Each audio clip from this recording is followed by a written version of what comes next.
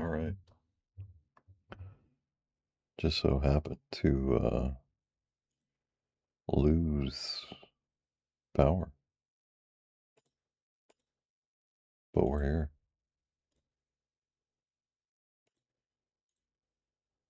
And now my VOD can record my voice there. Let me get my stream back up and running. It's a lot of work to get this thing going.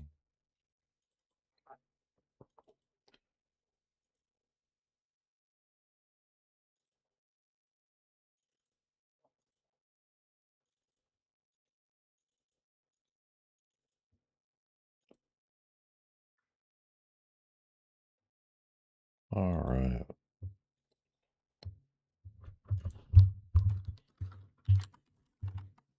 My apologies.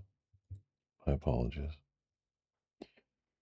We rarely have these moments that kick you offline, but here we are. Here we are. We're back.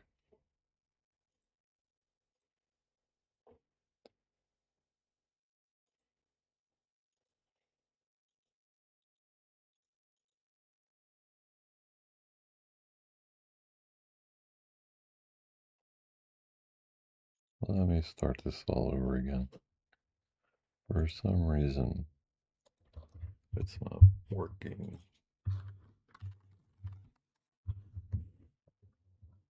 There we go. It's only doing kick. Why is my Twitch not coming up?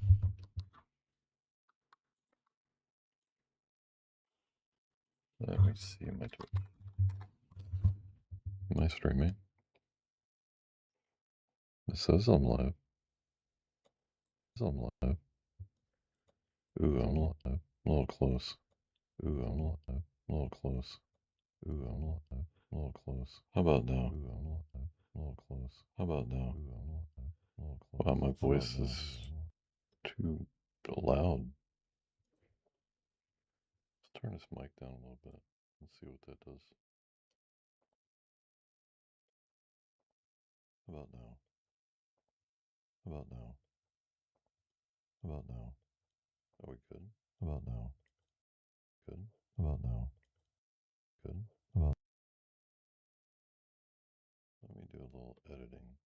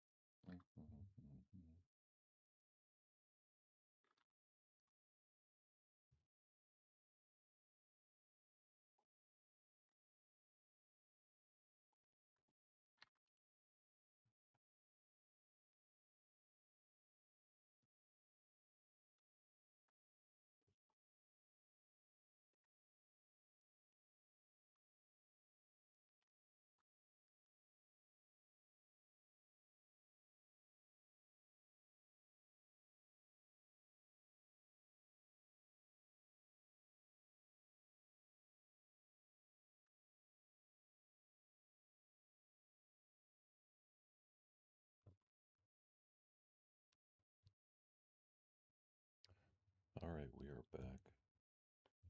And I'm hoping that my voice isn't too loud. It's something I need to work on, I think. Something I need to work on, I think. Something I need to work on, I think. Something I need to work on, I think. Something I need to work on. I didn't realize my voice was too close to the mic there. Or too loud. Or too loud.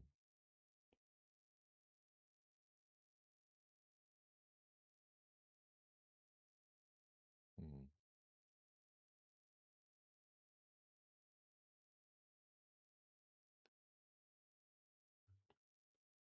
Something is not working right here.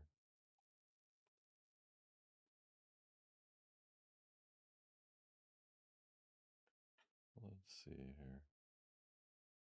refresh that. For some reason, Copilot wants access to a lot, so we're not going to do that.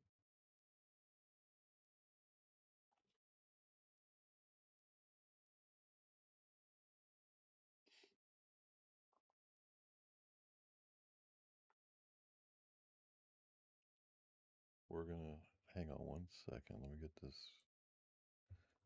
My internet just died, and I had to get back online. Let me get this stream back going.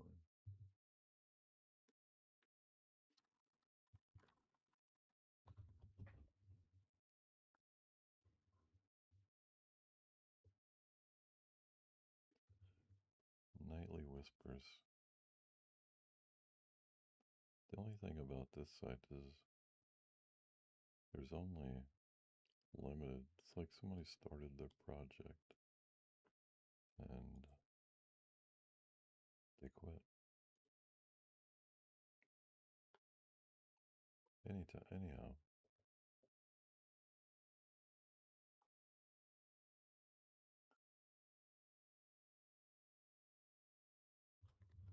let me have to Google for this.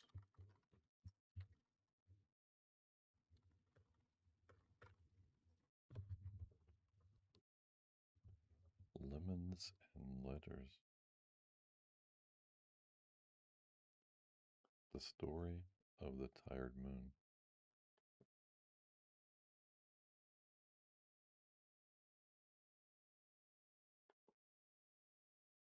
Testing 1 2 3. Testing 1 2 3. Maybe I'll turn my mic up just a little bit more. How about now? Let me see. How about now? Let me see. Yeah, I think that's better. My apologies for the stream going offline. Major power outage. Major power outage.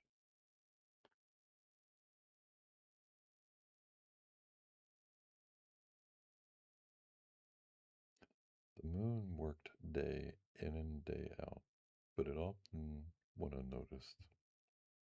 The moon was always in the sky, shining especially bright through the dark nights. When it was very big and full, it could illuminate whole fields and streets, covering everything in a beautiful white glow.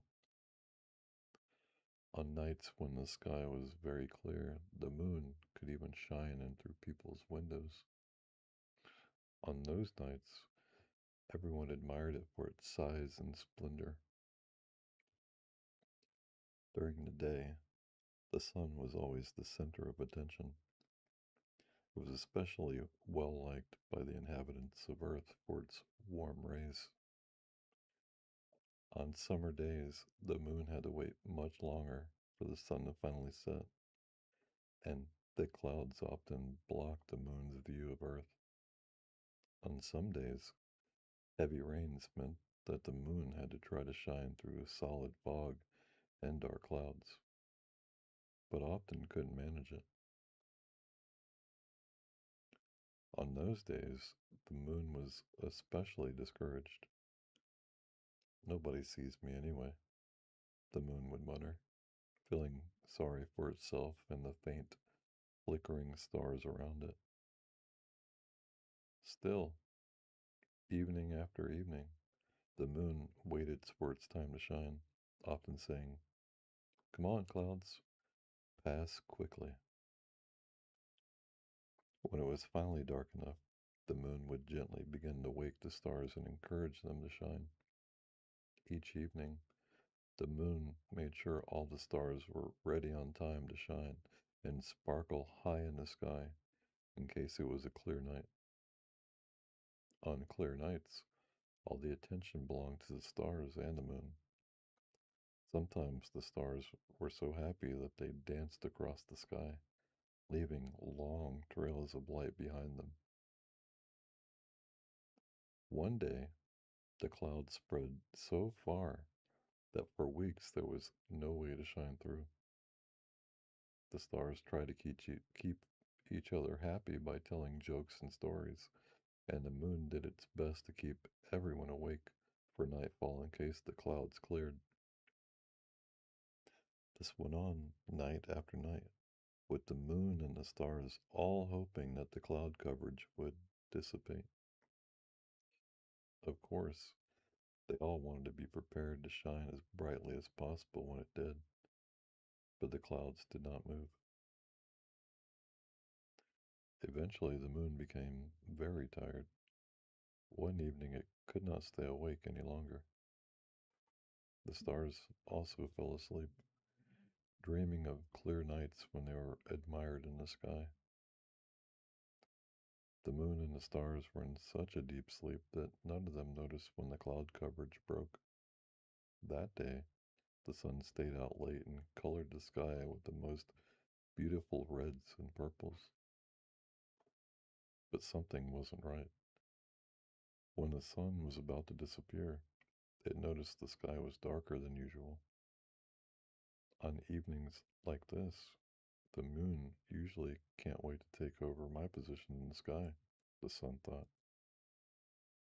Then the sun noticed that all the stars were missing too. I must find the moon before the inhabitants of Earth notice, thought the sun.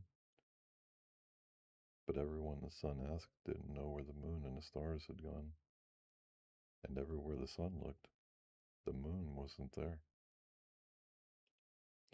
The next few nights were the darkest anyone had ever seen.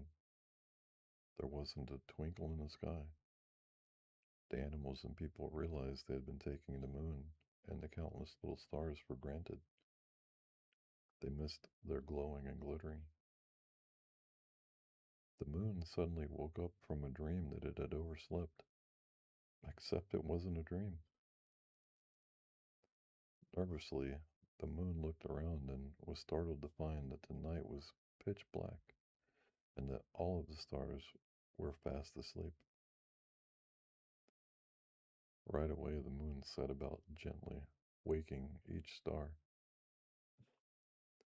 On Earth, after many nights of darkness, the animals and people looked up to the sky in joy and marveled as each bright spot lit up in the sky, one after another.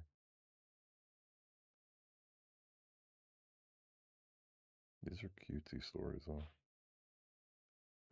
Cutesy.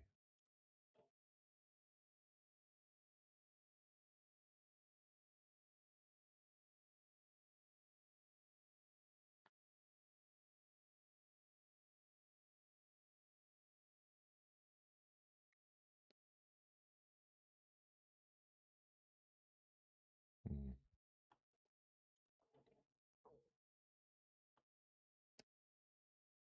Why is this so hard to find things to read? Relaxing short stories to help you read.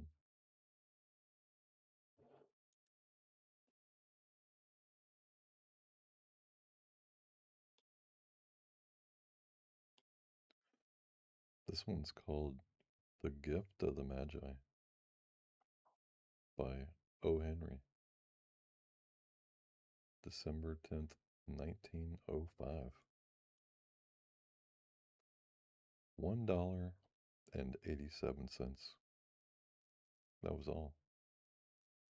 And 60 cents of it was in pennies. Pennies saved one and two at a time by bulldozing the grocer and the vegetable man and the butcher until one's cheeks burned with the silent imputation of parsimony that such close dealing implied. 3 times Della counted it. $1.87. And the next day would be Christmas. There was clearly nothing to do but flop down on the shabby little couch and howl, so Della did it, which instigates the moral reflection that life is made up of sobs, sniffles, and smiles, with sniffles predominating. While the mistress of the home is gradually subsiding from the first stage to the second, take a look at the home. A furnished flat at $8 a week. It did not exactly beggar description, but it certainly had that word on the lookout for the mendicancy squad. In the vestibule below was a letter box into which no letter would go, and an electric button from which no mortal finger could coax a ring. Also appertaining thereunto was a card bearing the name Mr. James Dillingham Young. The Dillingham had been flung to the breeze during a former period of prosperity when its possessor was being paid $30 per week. Now, when the income was shrunk to 20, they were thinking seriously of contracting to a modest and unassuming D. But whenever Mr. James Dillingham Young came home and reached his flat above, he was called Jim and greatly hugged by Mrs. James Dillingham Young, already introduced to you as Della, which is all very good. Della finished her cry and attended to her cheeks with the powder rag. She stood by the window and looked out dully at a gray cat walking a gray fence in a gray backyard.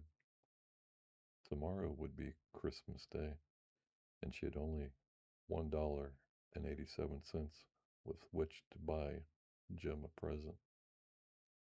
She had been saving every penny she could for months with this result. $20 a week doesn't go far. Expenses had been greater than she had calculated. They always are.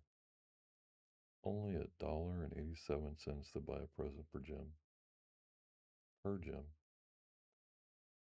Many a happy hour she had spent planning for something nice for him, something fine and rare and sterling, something just a little bit near to being worthy of the honor of being owned by Jim. There was a pier glass between the windows of the room. Perhaps you have seen a pier glass in an $8 flat. A very thin and very agile person may, by observing his reflection in a rapid sequence of longitudinal strips, obtain a fairly accurate conception of his looks. Della, being slender, had mastered the art. Suddenly, she whirled from the window and stood before the glass. Her eyes were shining brilliantly, but her face had lost its color within 20 seconds. Rapidly, she pulled down her hair and let it all fall to its full length. Now, there were two possessions of the James Dillingham Youngs in which they both took a mighty pride. One was Jim's gold watch that had been his father's and his grandfather's. The other was Della's hair. Had the Queen of Sheba lived in the flat across the air shaft, Della would have let her hang out at the window some day to dry, just to depreciate Her Majesty's jewels and gifts. Had King Solomon been the janitor, with all his treasures piled up in the basement, Jim would have pulled out his watch every time he passed, just to see him pluck at his beard from envy. So now Della's beautiful hair fell about her, rippling and shining like a cascade of brown waters. It reached below her knee and made itself almost a garment for her. And then she did it up again, nervously and quickly. Once she faltered for a minute and stood a while, a tear or two splashed on the worn red carpet, on her old brown jacket, on winter old brown hat. With a whirl of skirts and with the brilliant sparkle still in her eyes, she fluttered out the door and down the stairs to the street, where she stopped. The sign read, Madame Sofronie, hair goods of all kinds. One flight up, Della ran and collected herself, panting. Madam, large, too white, chilly, hardly looked the Sofronie. Will you buy my hair? Asked Della. I buy hair, said Madame. Take your hat off and let's have a sight at the looks of it. Down rippled the brown cascade. $20, said Madame, lifting the mass with a practiced hand. Give it to me quick, said Della. Oh, and the next 2 hours tripped by rosy wings. Forget the hashed metaphor. She was ransacking the stores for Jim's present. She found it at last. It surely had been made for Jim and no one else. There was no other like it in any of the stores, and she had turned all of them inside out. It was a platinum fob chain, simple and chaste in design, properly proclaiming its value by substance alone, and not by meretricious ornamentation, as all good things should be. It was even worthy of the watch. As soon as she saw it, she knew it must be Jim's. It was like him, quietness and value. The description applied to both. $21 they took from her for it, and she hurried home with the 87 cents. With that chain on his watch, Jim might be properly anxious about the time in any company. Grand as the watch was, he sometimes looked at it on the sly on account of the old leather strap that he used in place of a chain. When Della reached her home, intoxication gave way a little prudence and reason.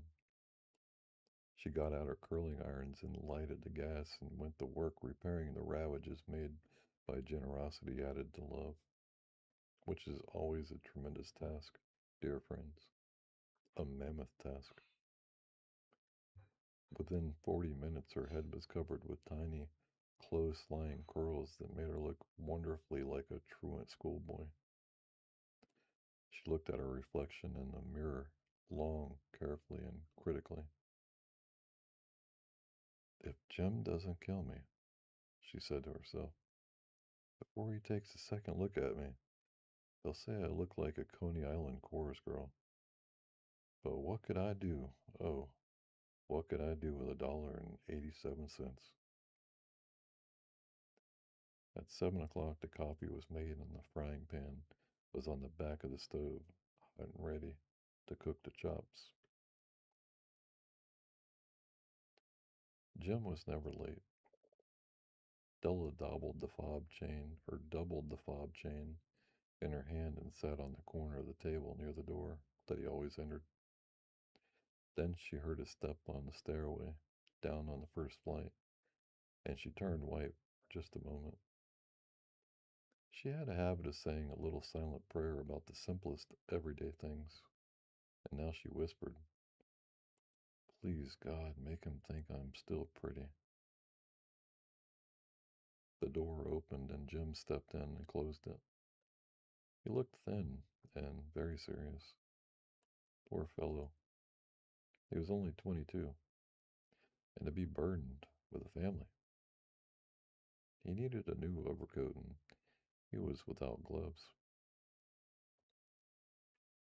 Jim stopped inside the door, as immovable as a setter at the scent of a quail. His eyes were fixed upon Della, and there was an expression in them that she could not read, and it terrified her. It was not anger, nor surprise, nor disapproval, nor horror, nor any of the sentiments that she had been prepared for. He simply stared at her fixedly, with that peculiar expression on his face. Della wriggled off the table and went for him. Jim, darling, she cried, don't look at me that way. I had my hair cut off and sold because I couldn't have lived through Christmas without giving you a present. It'll grow out again. You won't mind, will you? I just had to do it. My hair grows awfully fast. Say Merry Christmas, Jim, and let's be happy. You don't know what a beautiful, nice gift I've got for you. You've cut off your hair? Asked Jim laboriously, as if he had not arrived at the patent fact yet, even after the hardest mental labor. Cut it off and sold it. said Della. Don't you like me just as well, anyhow? I'm me without my hair, ain't I? Jim looked about the room curiously. You say your hair is gone? He said, with an air almost of idiocy. You needn't look for it, said Della. It's sold, I tell you. Sold and gone, too. It's Christmas Eve, boy. Be good to me, for it went for you. Maybe the hairs in my head were numbered, she went on with a sudden serious sweetness, but nobody could ever count my love for you. Shall I put the chops on, Jim? Out of his trance, Jim seemed quickly to wake. He unfolded his Della. For 10 seconds, let us regard with discreet scrutiny from inconsequential object in the other direction. $8 a week or $1 million a year, what's the difference? A mathematician or a wit would give you the wrong answer. The Magi brought valuable gifts, but that was not among them. This dark assertion will be illuminated later on. Jim drew a package from his overcoat pocket and threw it upon the table. Don't make any mistake, Dell, he said, about me. I don't think there's anything in the way of a haircut or a shave or a shampoo that could make me like my girl any less. But if you'll unwrap that package, you may see why you had me going a while for it first. White fingers and nimble tore at the string and paper. And then an ecstatic scream of joy. And then, alas, a quick feminine change to hysterical tears and wails, necessitating the immediate employment of all the comforting powers of the lord of the flat. For there lay the set of combs, side and back, that Della had worshipped long in a Broadway window. Beautiful combs, pure tortoiseshell, with jeweled rims, just the shade to wear in the beautiful vanished hair. They were expensive combs, she knew, and her heart had simply craved and yearned over them without the least hope of possession. And now they were hers. But the tresses that should have adorned the coveted adornments were gone. But she hugged them to her bosom, and at length she was able to look up with dim eyes and a smile and say, My hair grows so fast, Jim. And then Della leaped up like a little singed cat and cried, Oh, oh. Jim had not yet seen his beautiful present. She held it out to him eagerly upon her open palm. The dull, precious metal seemed to flash with a reflection of her bright and ardent spirit. Isn't it a dandy, Jim? I hunted all over town to find it. You'll have to look at it the time 100 times a day now. Give me your watch. I want to see how it looks on it. Instead of obeying, Jim tumbled down on the couch and put his hands under the back of his head and smiled. Dell, let's put our Christmas presents away and keep them a while. They're too nice to use just as present. I sold the watch to get the money to buy your combs. And now suppose you put the chops on. The Magi, as you know, were wise men, wonderfully wise men, who brought gifts to the babe in the manger. They invented the art of giving Christmas presents. Being wise, their gifts were no doubt wise ones, possibly bearing the privilege of exchange in case of duplication. And here I have lamely related to you the uneventful chronicles of two foolish children in a flat who most unwisely sacrificed for each other the greater treasures of their house. But in a last word to the wise of these days, let it be said that of all who gives gifts, these two were the wisest. Of all who gives and receive gifts, such as they are wisest. Everywhere they are wisest. They are the Magi. Clipper clapper into story. gift of the Magi, dripped off with timeless tales. Here's one called Rip Van Winkle.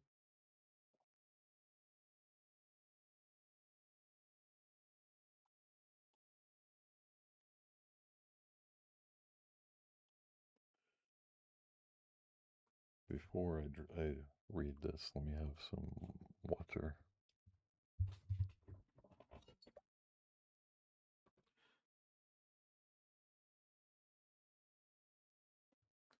Water, water, water. 1 second, my loves.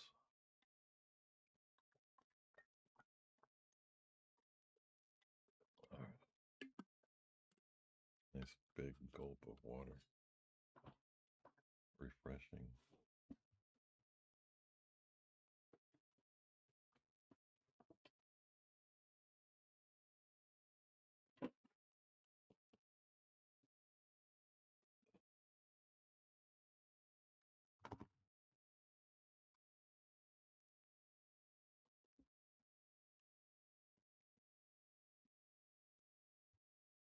Clear my throat for this one. This one seems like it might be a little longer. It's Rip Van Winkle.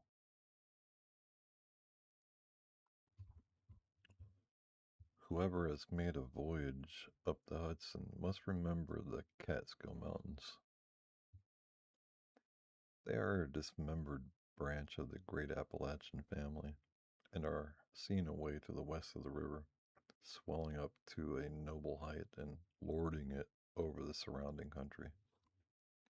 Every change of season, every change of weather, indeed, every hour of the day produces some change in the magical hues and shapes of these mountains, and they are regarded by all the good wives far and near as perfect barometers. When the weather is fair and settled, they are clothed in blue and purple and print their bold outlines on the clear evening sky.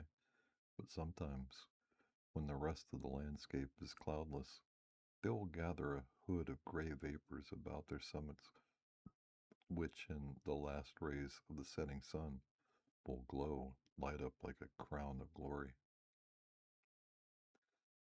At the foot of these very mountains, the voyager may have described the light smoke curling up from the village, whose shingle roofs gleam among the trees, just where the blue tints of the upland melt away into the fresh green of the nearer landscape. It is a little village of great antiquity, having been founded by some of the Dutch colonists in the early times of the province, just about the beginning of the government of the good Peter Stuyvesant, may he rest in peace. And there were some of the houses of the original settlers standing within a few years, built of small yellow bricks brought from Holland, having latticed windows and gable fronts surmounted with weathercocks. In that same village and in one of these very houses, which, to tell the precise truth, was sadly time worn and weather beaten, there lived, many years since, while the country was yet a province of Great Britain, a simple, good natured fellow of the name of Rip Van Winkle. He was a descendant of the Van Winkles who figured so gallantly in the chivalrous days of Peter Stuyvesant and accompanied him to the siege of Fort Christina. He inherited, however, but little of the martial character of his ancestors. I have observed that he was a simple, good natured man. He was, moreover, a kind neighbor and an obedient, henpecked husband. Indeed, to the latter circumstance might be owing that meekness of spirit which gained him such universal popularity, for those men are apt to be obsequious and conciliating abroad, who are under the discipline of shrews at home. Their tempers, doubtless, are rendered pliant and malleable in the fiery furnace of domestic tribulation, and a curtain lecture is worth all the sermons in the world for teaching the virtues of patience and long suffering. The Termagant wife may, therefore, in some respects, be considered a tolerable blessing? And if so, Rip Van Winkle was thrice blessed. Certain it is that he was a great favorite among all the good wives of the village, who, as usual with the amiable sex, took his part in all family squabbles, and never failed, whenever they talked those matters over in their evening gossipings, to lay all the blame on Dame Van Winkle. The children of the village, too, would shout with joy whenever he approached. He assisted at their sports, made their playthings, taught them to fly kites and shoot marbles, and told them long stories of ghosts, witches, and Indians. Whenever he went dodging about the village, he was surrounded by a troop of them, hanging on his skirts, clambering on his back, and playing 1,000 tricks on him with impunity, and not a dog would bark at him throughout the neighborhood. The great error in Rip's composition was an insuperable aversion to all kinds of profitable labor. It could not be far, or it could not be for want of assiduity or perseverance, for he would sit on a wet rock, with a rod as long and heavy as a Tartar's lance, and fish all day without a murmur, even though he should not be encouraged by a single nibble. He, he would carry a fowling piece on his shoulder for hours together, trudging through woods and swamps and uphill and down dale to shoot a few squirrels or wild pigeons.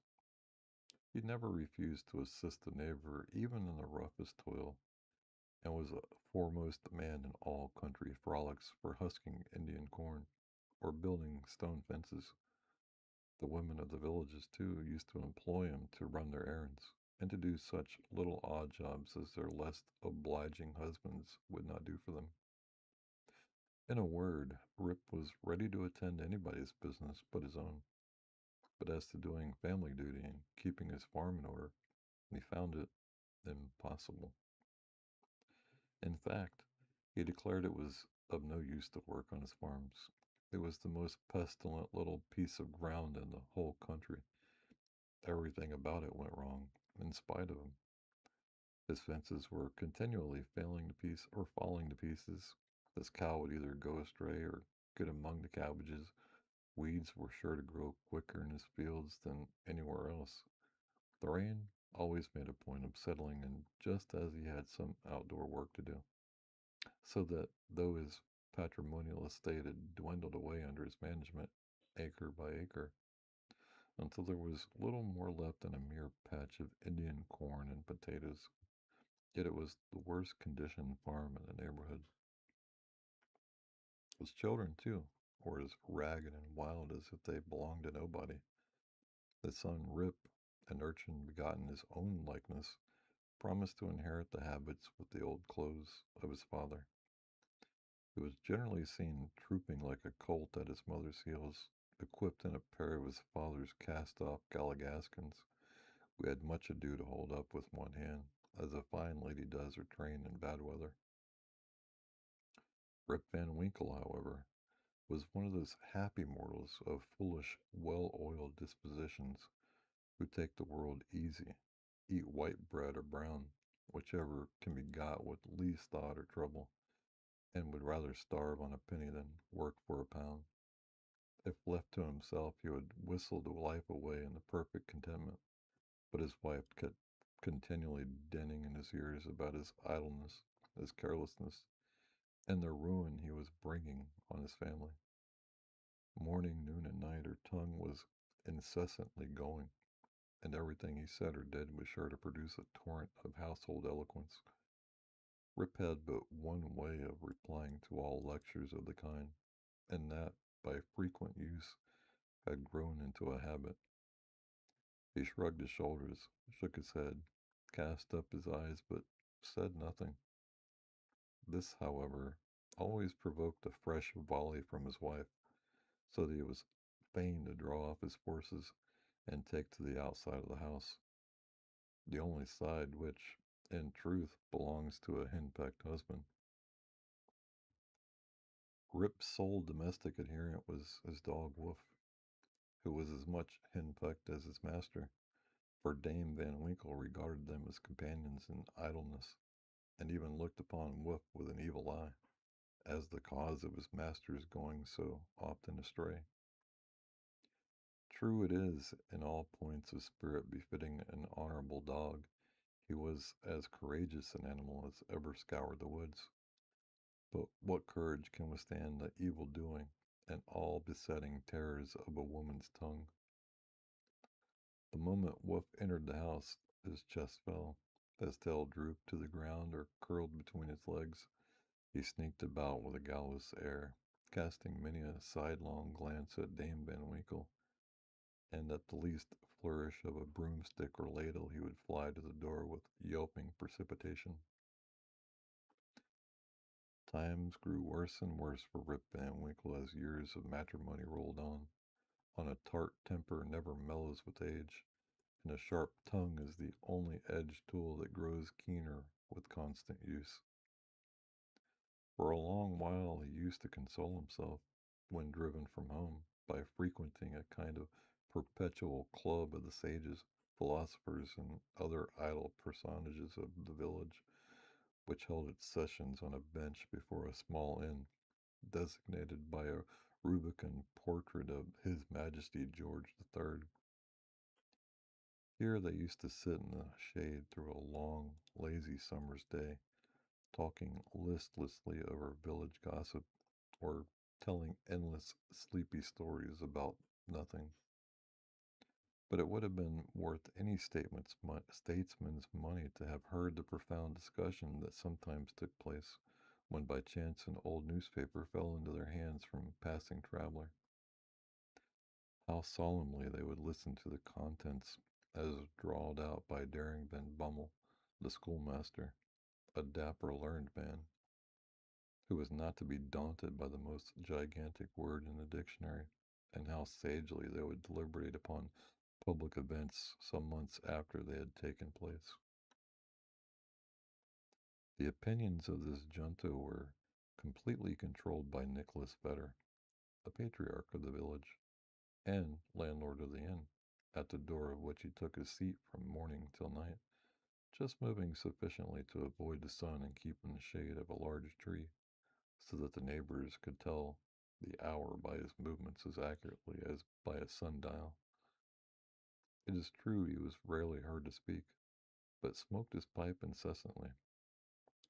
His adherents, however, for every great man has his adherents, perfectly understood him, and knew how to gather his opinions.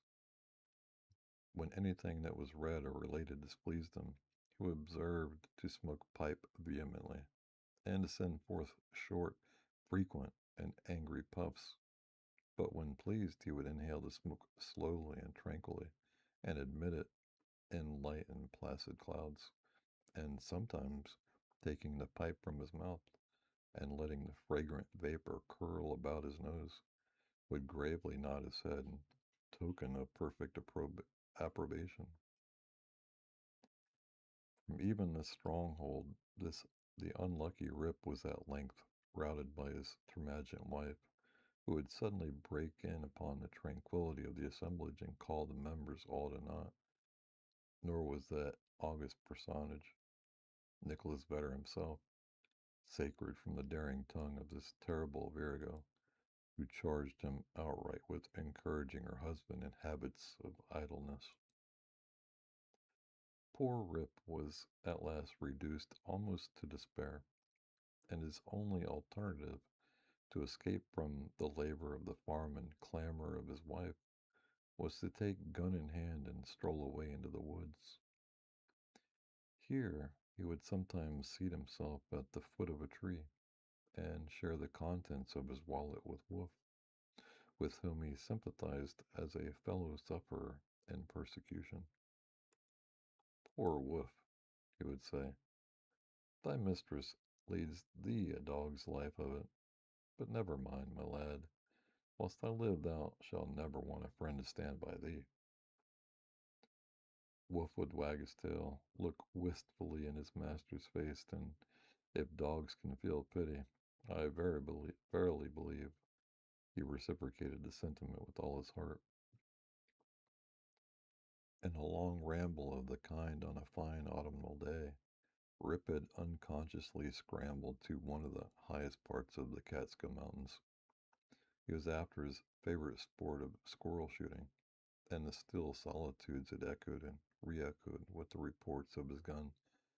Panting and fatigued, he threw himself late in the afternoon on a green knoll covered with mountain herbage that crowned the brow of a precipice. From an opening between the trees, he could overlook all the lower country for many a mile of rich woodland. He saw at a distance the lordly Hudson, far, far below him, moving on its silent but majestic course, with the reflection of a purple cloud or the sail of a lagging bark here and there sleeping on its glassy bosom, and at last losing itself in the blue highlands. On the other side, he looked down into a deep mountain glen, wild, lonely, and shagged, the bottom filled with fragments from the impending cliffs and scarcely lighted by the reflected rays of the setting sun. For some time, Rip lay musing on this scene. Evening was gradually advancing. The mountains began to throw their long blue shadows over the valleys. He saw that it would be dark long before he could reach the village, and he heaved a heavy sigh when he thought of encountering the terrors of Dame Van Winkle. As he was about to descend, he heard a voice from a distance, hallooing, "Rip Van Winkle! Rip Van Winkle!" He looked round, but could see nothing but a crow winging its solitary flight across the mountain. He thought his fancy must have deceived him, and turned again to descend, when he heard the same cry ring through the still evening air. "Rip Van Winkle! Rip Van Winkle!" At the same time, Wolf bristled up his back and, giving a low growl, skulked to his master's side, looking fearfully down into the glen. Rip now felt a vague apprehension stealing over him. He looked anxiously in the same direction and perceived a strange figure slowly toiling up the rocks and bending under the weight of something he carried on his back. He was surprised to see humans being in this lonely and unfrequented place, but supposing it to be someone of the neighborhood in need of his assistance, he hastened down to yield it. On nearer approach, he was still more surprised at the singularity of the stranger's appearance. He was a short, square-built old fellow with thick, bushy hair and a grizzled beard. His dress was of the antique Dutch fashion, a cloth jerkin strapped round the waist, several pair of breeches, the outer one of ample volume, decorated with rows of buttons down the sides and bunches at the knees. He bore on his shoulder a stout keg that seemed full of liquor, and made signs for Rip to approach and assist him with the load. Though rather shy and distrustful of his new acquaintance, Rip complied with his usual alacrity, and mutually relieving one another, they clambered up a narrow gully, apparently the dry bed of a mountain torrent. As they ascended, Rip every now and then heard long, rolling peals like distant thunder that seemed to issue out of a deep ravine, or rather cleft, between lofty rocks toward which their ragged path was conducted.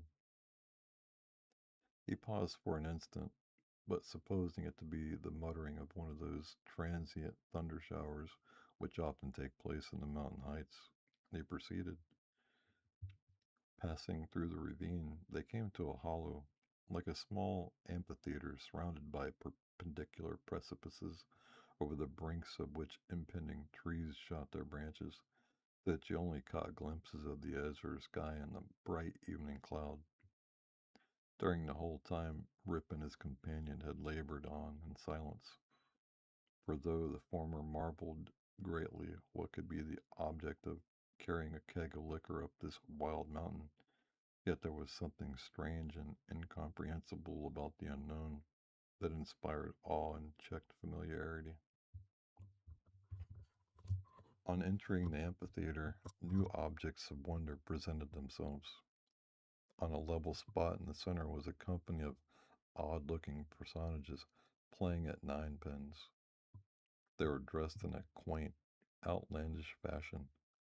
Some wore short doublets, others jerkins with long knives in their belts, and most of them had enormous breeches of similar style with that of the guides. Their visages, too, were peculiar. One had a large beard, broad face, and small piggish eyes. The face of another seemed to consist entirely of nose, and was surrounded by a white sugarloaf hat set off with a little red cock's tail. They all had beards of various shapes and colors. There was one who seemed to be the commander. He was a stout old gentleman with a weather-beaten countenance. He wore a laced doublet, broad belt and hanger, high-crowned hat and feather, red stockings, and high-heeled shoes with roses in them. The whole group reminded Rip of the figures in an old Flemish painting in the parlor of Dominie Van Shake, the village parson, and which had been brought over from Holland at the time of the settlement.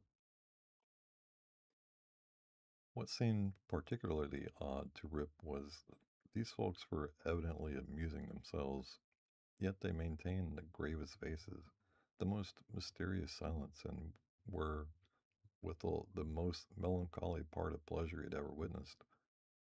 Nothing interrupted the stillness of the scene but the noise of the balls, which, whenever they were rolled, echoed along the mountains like rumbling peals of thunder. As Rip and his companion approached them, they suddenly desisted from their play and stared at him with such fixed, statue like gaze and such strange, uncouth, lackluster countenances that his heart turned within him and his knees smote together. His companion now emptied the contents of the keg into the large flagons and made signs to him to wait upon the company. He obeyed with fear and trembling. They quaffed the liquor in profound silence and then returned to their game. By degrees, Rip's awe and apprehension subsided. He even ventured, when no eye was fixed upon him, to taste the beverage, which he found had much of the flavor of excellent Hollands. He was naturally a thirsty soul and was soon tempted to repeat the draught. One taste provoked another, and he reiterated his visits to the flagon so often that at length his senses were overpowered. His eyes swam in his head gradually declined, and he fell into a deep sleep. On waking, he found himself on the green knoll whence he had first seen the old man of the glen. He rubbed his eyes. It was a bright, sunny morning. The birds were hopping and twittering among the bushes, and the eagle was wheeling aloft and breasting the pure mountain breeze. Surely, thought Rip, I've not slept here all night. He recalled the occurrences before he fell asleep. The strange man with a keg of liquor, the mountain ravine, the wild retreat among the rocks, the woe-begone party at ninepence, the flagon. Oh, the flagon, that wicked flagon, thought Rip. What excuse shall I make to Dame Van Winkle? He looked round for his gun, but in place of the clean, well-oiled fowling piece, he found an old firelock lying by him, the barrel encrusted with rust, the lock falling off, and the stock worm-eaten. He now suspected that the grave roisterers of the mountains had put a trick upon him, and, having dosed him with liquor, had robbed him of his gun. Wolf, too, had disappeared, but he might have strayed away after a squirrel or partridge. He whistled after him and shouted his name, but all in vain. The echoes repeated his whistle and shout, but no dog was to be seen. He determined to revisit the scene of the last evening's gamble, and if he met with any of the party, to demand his dog and gun. As he rose to walk, he found himself stiff in the joints and wanting in his usual activity. These mountain beds do not agree with me, thought Rip. And if this frolic should lay me up with a fit of the rheumatism, I shall have a blessed time with Dame Van Winkle. With some difficulty, he got down into the glen. He found the gully up which he and his companion had ascended the preceding evening, but to his astonishment, a mountain stream was now foaming down it, leaping from rock to rock and filling the glen with babbling murmurs. He, however, made shift to scramble up its sides, working his toilsome way through thickets of birch, sassafras, and witch hazel, and sometimes tripped up or entangled by the wild grapevines that twisted their coils or tendrils from tree to tree and spread a kind of network in his path. At length he reached to where the ravine had opened through the cliffs to the amphitheater, but no traces of such opening remained. The rocks presented a high, impenetrable wall, over which the torrent came tumbling in a sheet of feathery foam, and fell into a broad, deep basin, black from the shadows of the surrounding forest. Here, then, poor Rip was brought to a stand. He again called and whistled after his dog. He was only answered by the cawing of a flock of idle crows sporting high in the air about a dry tree that overhung a sunny precipice, and who, secure in their elevation, seemed to look down and scoff at the poor man's perplexities. What was to be done? The morning was passing away, and Rip felt famished for want of his breakfast. He grieved to give up his dog and gun. He dreaded to meet his wife, but it would not do to starve among the mountains. He shook his head, shouldered the rusty firelock, and with a heart full of trouble and anxiety, turned his step homeward. As he approached the village, he met a number of people, but none whom he knew, which somewhat surprised him, for he thought himself acquainted with everyone in the country round. Their dress, too, was of a different fashion from that to which he was accustomed. They all stared at him with equal marks of surprise, and whenever they cast their eyes upon him, invariably stroked their chins. The constant recurrence of this gesture induced Rip involuntarily to do the same, when, to his astonishment, he found his beard to have grown a foot long. He had now entered the skirts of the village. A troop of strange children ran at his heels, hooting after him and pointing at his gray beard. The dogs, too, not one of whom he recognized for an old acquaintance, barked at him as he passed. The very village was altered. It was larger and more populous. There were rows of houses which he had never seen before, and those which had been familiar haunts had disappeared. Strange names were over the doors, strange faces at the windows. Everything was strange. His mind now misgave him. He began to doubt whether both he and the world around him were not bewitched. Surely this was his native village, which he had left but the day before. There stood the Catskill Mountains.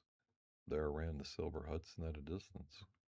There was every hill and dale precisely as it had always been. Rip was sorely perplexed.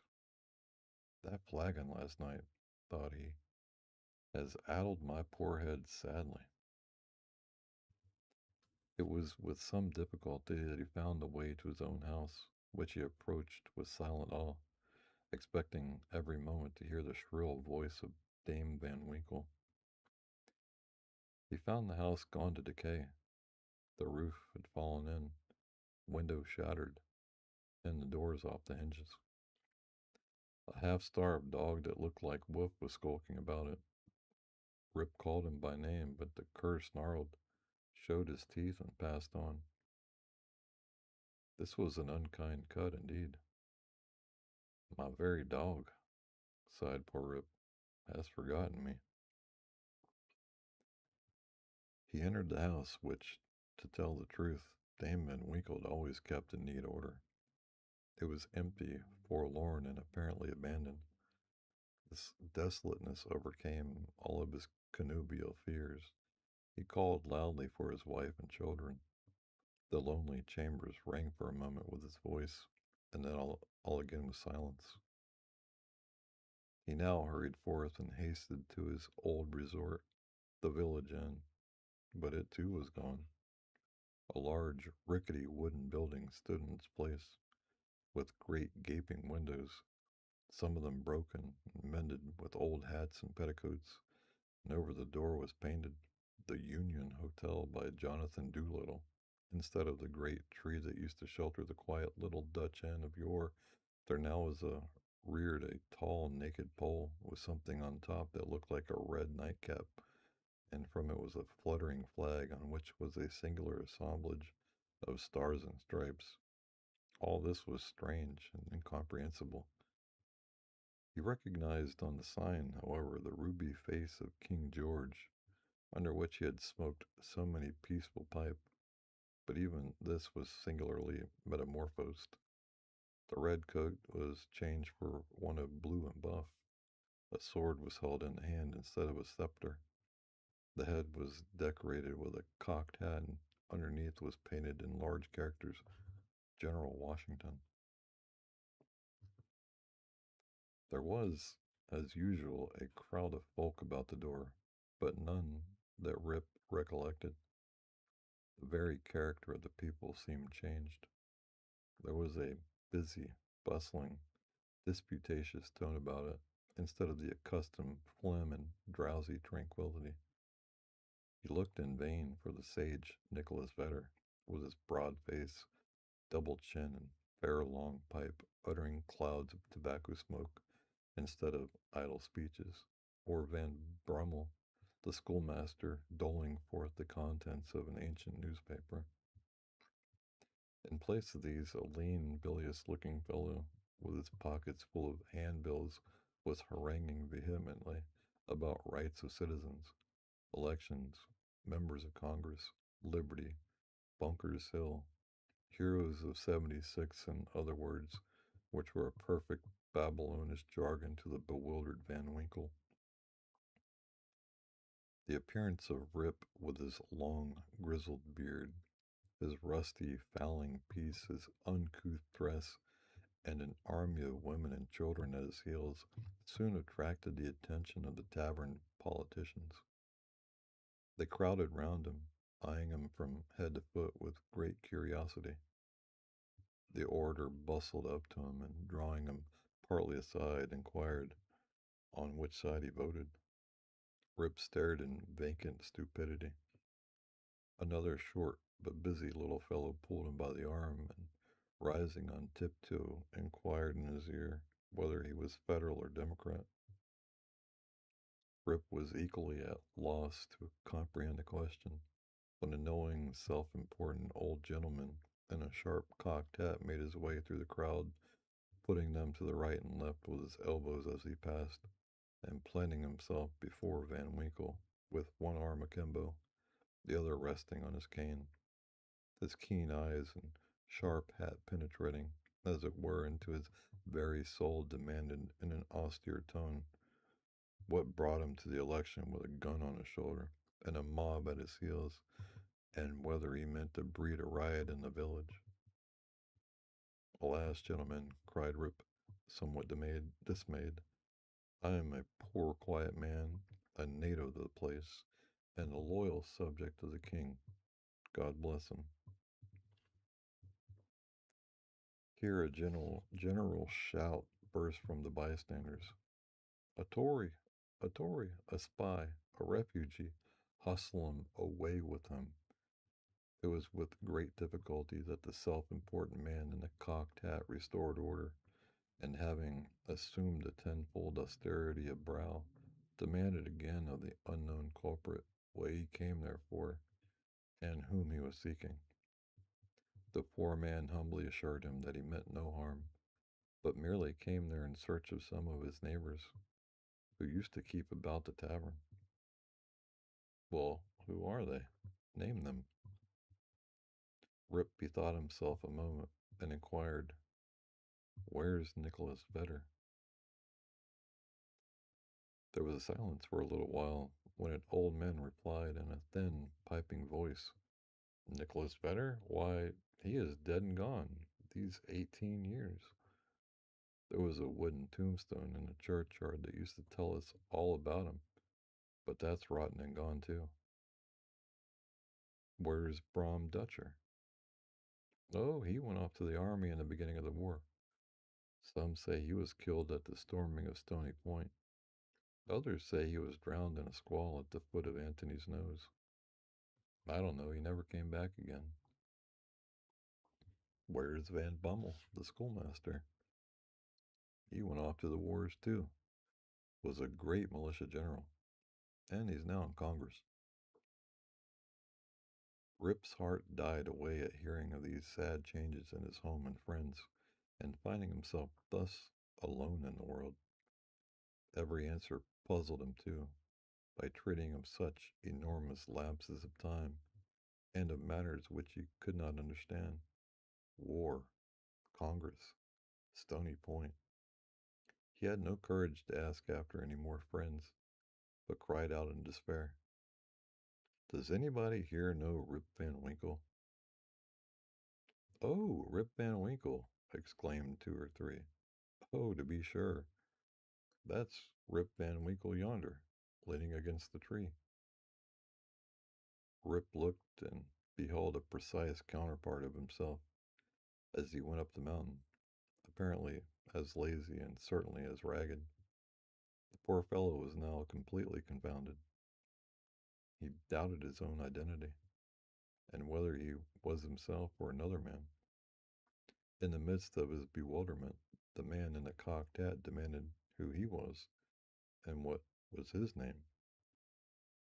God knows, exclaimed he, at his wit's end. I'm not myself.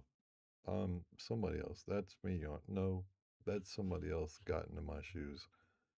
I was myself last night, but I fell asleep on these mountains, and they've changed my gun, and everything's changed. And I can't tell what's my name or who I am. The bystanders began now to look at each other, nod, wink significantly, and tap their fingers against their foreheads. There was a whisper also about securing the gun and keeping the old fellow from doing the mischief, at the very suggestion of which the self-important man in the cocked hat retired with some precipitation. At this critical moment, a fresh, comely woman pressed through the throng to get a peep at the gray-bearded man. She had a chubby child in her arms, which, frightened at his looks, began to cry. Hush, Rip, cried she. Hush, you little fool. The old man won't hurt you. The name of the child, the air of the mother, the tone of her voice, all awakened a train of recollections in his mind. What is your name, my good woman? Asked he. Judith Gardner. And your father's name? Ah, poor man. Rip Van Winkle was his name. But it's 20 years since he went away from home with his gun, and has never been heard of since. His dog came home without him, but whether he shot himself or was carried away by the Indians, nobody can tell. I was then but a little girl. Rip had but one question more to ask, but he put it with a faltering voice. Where's your mother? Oh, she too had died but a short time since. She broke a blood vessel in a fit of passion at a New England peddler. There was a drop of comfort, at least, in this intelligence. The honest man could contain himself no longer. He caught his daughter and her child in his arms. I am your father, cried he. Young Rip Van Winkle wants old Rip Van Winkle now. Does nobody know poor Rip Van Winkle? All stood amazed, until an old woman tottering out from among the crowd put her hand to her brow and, peering under in his face for a moment, exclaimed, Sure enough, it's Rip Van Winkle. It is himself. Welcome home again, old neighbor. Why, where have you been these 20 long years? Rip's story was soon told. For the whole 20 years it seemed to him as but one night. The neighbors stared when they heard it. Some were seen to wink at each other and put their tongues in their cheeks, and the self important man in the cocked hat, who, when the alarm was over, had returned to the field, screwed down the corners of his mouth and shook his head, upon which there was a general shaking of the head throughout the assemblage. It was determined, however, to take the opinion of old Peter Vanderdonk, who was seen slowly advancing up the road. He was a descendant of the historian of the name, who wrote one of the earliest accounts of the province. Peter was the most ancient inhabitant of the village, and well versed in all the wonderful events and traditions of the neighborhood. He recollected Rip at once, and corroborated his story in the most satisfactory manner. He assured the company that it was a fact, handed down from his ancestor the historian, that the Catskill Mountains had always been haunted by strange beings, that it was affirmed that the great Hendrik Hudson, the first discoverer of the river and country, kept a kind of vigil there every 20 years, with his crew of Half Moon being permitted in this way to revisit the scenes of his enterprise and keep a guardian eye upon the river and the great city called by his name. That his father had once seen them in their old Dutch dresses playing at ninepins in a hollow of the mountains, and that he himself had heard, one summer afternoon, the sound of their balls like distant peals of thunder. To make a long story short, the company broke up and returned to the more important concerns of the election. Rip's daughter took him home to live with her. She had a snug, well furnished house and a stout, cheery farmer for a husband whom Rip recollected for one of the urchins that used to climb upon his back. As to Rip's son and heir, who was the ditto of himself, seen leaning against a tree, he was employed to work on the farm, but evinced an hereditary disposition to attend to anything else but his business. Rip now resumed his old walks and habits. He soon found many of his former cronies, though all rather the worse for the wear and tear of time, and preferred making friends among the rising generation, with whom he soon grew into favor. Having nothing to do at home and being arrived at the happy age when a man can be idle with impunity, he took his place once more on the bench at the inn door, and was reverenced as one of the patriarchs of the village in a chronicle of the old times, before the war. It was some time before he could get into the regular track of gossip, or could be made to comprehend the strange events that had taken place during his torpor. How that there had been a revolutionary war, that the country had thrown off the yoke of old England, and that instead of being a subject of His Majesty George III, he was now a free citizen of the United States. Rip, in fact, was no politician. The changes of states and empires made but little impression on him, but there was one species of despotism under which he had long groaned, and that was petticoat government. Happily, that was at an end. He had got his neck out of the yoke of matrimony, and could go in and out whenever he pleased, without dreading the tyranny of Dame Van Winkle. Whenever her name was mentioned, however, he shook his head, shrugged his shoulders, and cast up his eyes, which might pass either for an expression of resignation to his fate or joy at his deliverance. He used to tell his story to every stranger that arrived at Mr. Doolittle's hotel. He was observed, at first, to vary on some points every time he told it, which was doubtless owing to his having so recently awaked.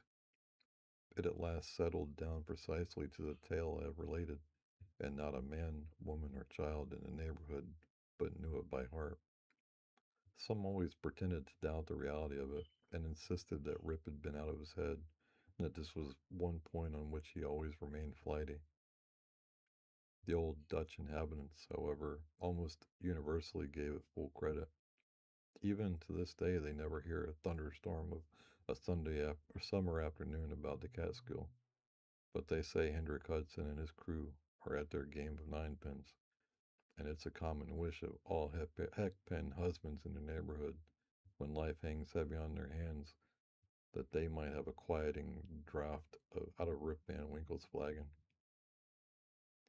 The foregoing tale, one would suspect, had been suggested to Mr. Knickerbocker by a little German superstition about the Emperor Frederick de Rothbart and the Kippauser Mountain. The subjoined note, however, which he had appended to the tale, shows that it is an absolute fact, narrated with his usual fidelity. The story of Rip Van Winkle may seem incredible to many, but nevertheless I give it my full belief, for I know the vicinity of our old Dutch settlements to have been very subject to marvelous events and appearances. Indeed, I have heard many stranger stories than this in the villages along the Hudson, all of which were too well authenticated to admit of a doubt. I've even talked with Rip Van Winkle myself, who, when I last saw him, was a very venerable old man, and so perfectly rational and consistent on every other point that I think no conscientious person could refuse to take this into bargain. Nay, I have seen a certificate on the subject taken before a country's justice and signed with a cross, in the justice's own handwriting. The story, therefore, is beyond the possibility of a doubt. The following are traveling notes from a memorandum book by Mr. Knickerbocker. The Cattsburg or Catskill Mountains have always been a region full of fable. The Indians considered them the abode of spirits who influence the weather, spreading sunshine or clouds over the landscape and sending good or bad hunting seasons. They were ruled by an old squaw spirit said to be their mother. She dwelt on the highest peak of the Catskills and had charge of the doors of day and night to open and shut them at proper hour. She hung up new moons in the sky and cut up the old ones in the stars. In times of drought, if properly propitiated, she would spin light summer clouds out of the cobwebs and morning dew and send them off from the crest of the mountain, flake after flake, like flakes of carded cotton, to float in the air until dissolved by the heat of the sun. They would fall in gentle showers, causing the grass to spring, the fruits to ripen, and the corn to grow an inch an hour. If displeased, however, she would brew up clouds black as ink, sitting in the midst of them like a bottle-bellied spider in the midst of its web. And when these clouds broke, woe betide the valleys. In old times, say the Indian traditions, there was a kind of Manitou or spirit who kept about the wildest recesses of the Catskill Mountains, and took a mischievous pleasure in wreaking all kinds of evils and vexations upon the red men.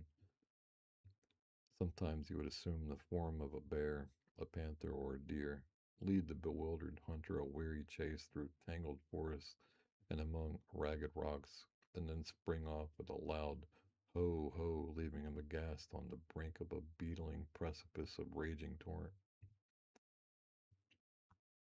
The favorite abode of this Manitou is still shown, is a great rock or cliff on the loneliest part of the mountain, and from the flowering vines which clamber about it, and the wild flowers which abound in its neighborhood, is known by the name of the Garden Rock. Near the foot of it is a small lake, the haunt of a solitary bittern, with water snakes basking in the sun on the leaves of the pond lilies which lie on the surface. This place was held in great awe by the Indians, insomuch that the boldest hunter would not pursue his game within its precincts. Once upon a time, however, a hunter who had lost his way penetrated to the Garden Rock, where he beheld a number of gourds placed in the crotches of trees. One of these he seized and made off with it, but in the hurry of his retreat he let it fall among the rocks, when a great stream gushed forth, with which washed him away and swept him down precipices, where he was dashed to pieces, and the stream made its way to the Hudson, and continues to flow to the present day, being the identical stream known by the name of the Catterskill. The Catterskill. That's the first time I've read that. Washington Irving, 1819.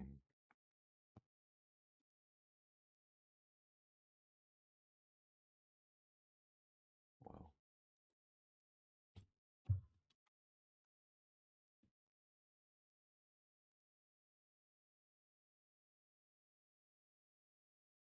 The yellow wallpaper.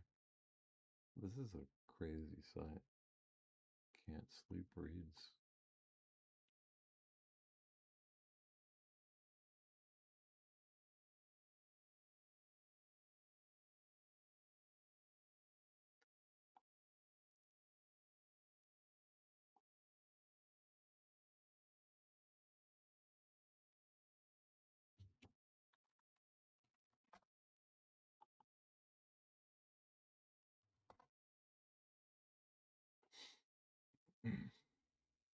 Excuse me. Excuse me.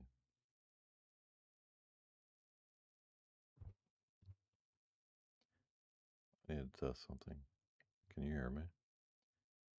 I need to test something. Can you hear me? I need to test something. All right, I'm gonna turn my mic up a little bit. All right, I'm gonna turn my mic up a little bit. That might be too much. All right, I'm gonna turn my mic up a little bit. That might be too much. All right, I'm gonna turn my mic up a little bit. That might be too much. All right, I'm gonna turn my mic up a little bit. All right.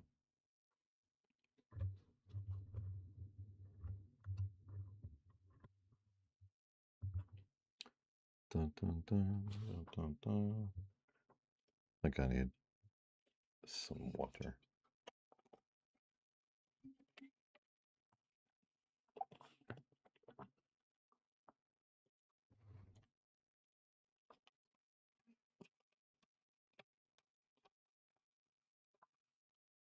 Mm. That was a much longer read than I had anticipated.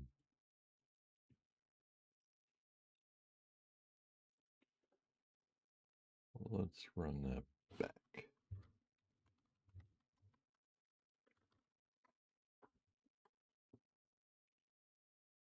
There we go. We're good now.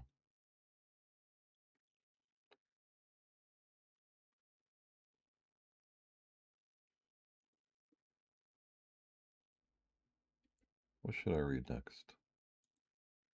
What should I read next? Dude, this site is crazy.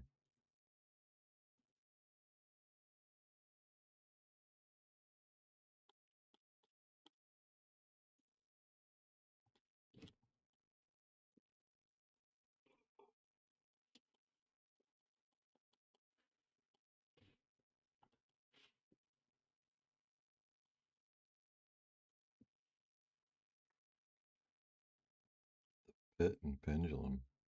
This is Edgar Allan Poe. I kind of want to read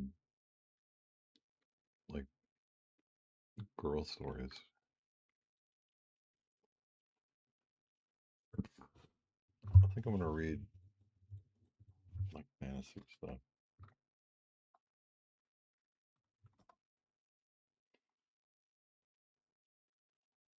Let me see.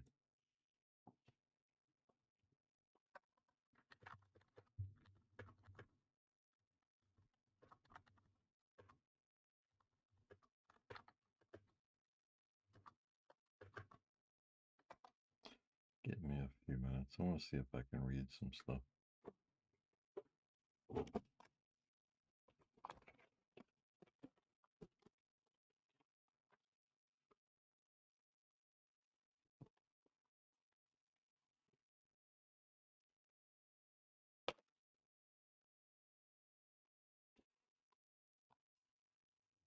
have a little snack too. Excuse me.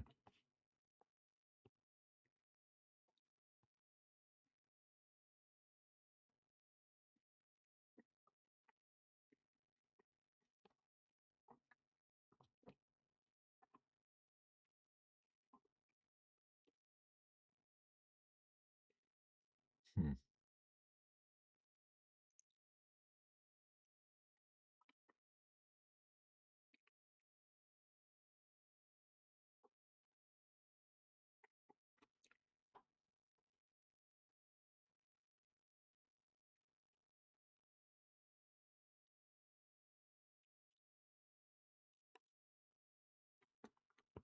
think we're going to do forbidden love stories.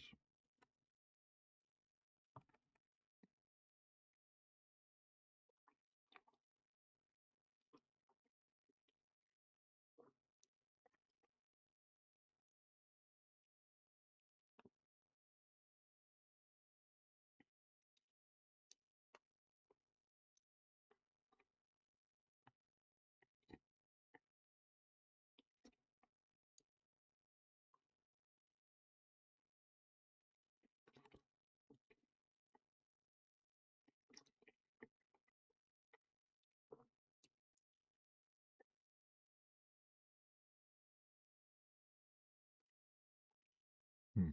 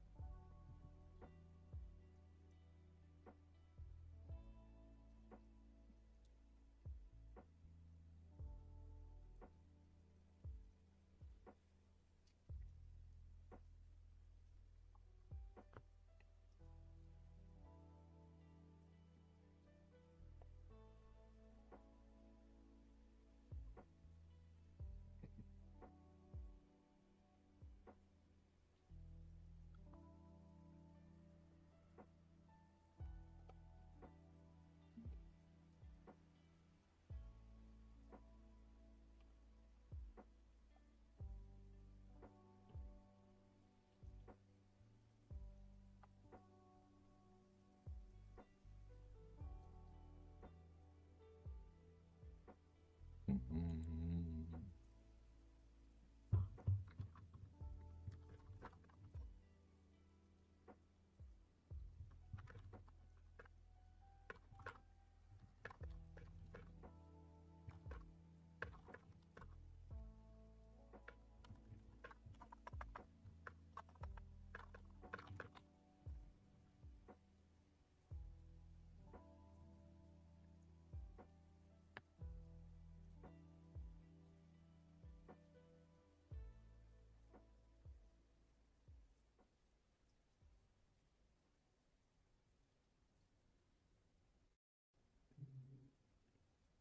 Where can I find something to read?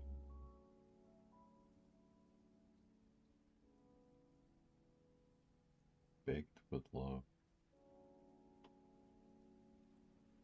Let's read Baked with Love.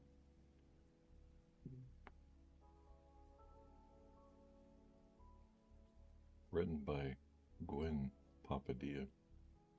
Or Papadia.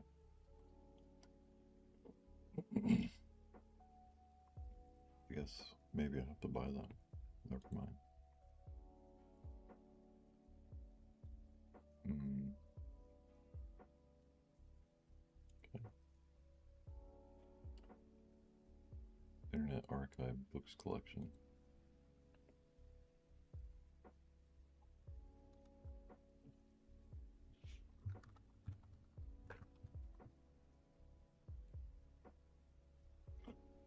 I searched for Forbidden Love on Internet Archive and it brings me to so many PlayStation manuals. Perfect. Perfect. Let's see what we can find. I don't think that we're going to find it here on the internet. The archive.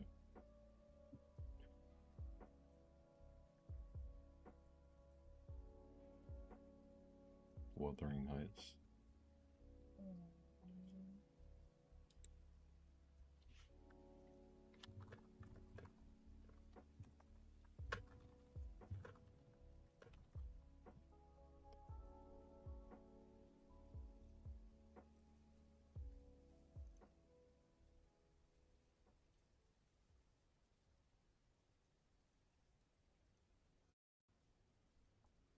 Just the obscure. Let's see what we can find. How do I find this?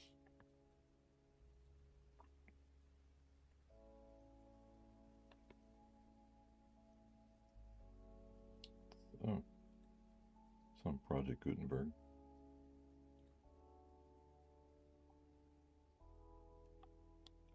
Oh my. These are hella long.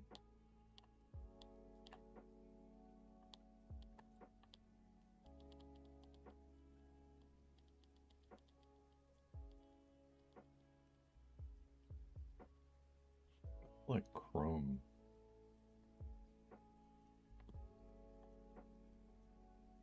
The Gothic and Seductive. I don't want nuns. Oh.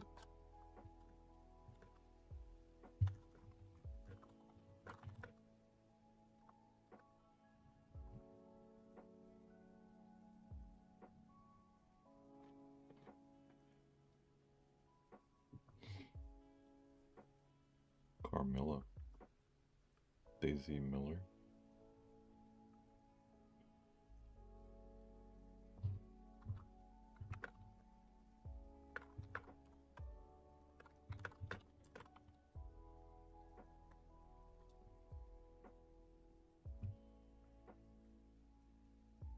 The Lady's Maid, though.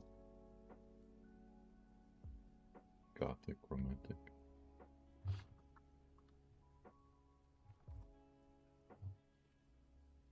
Let's read something risque.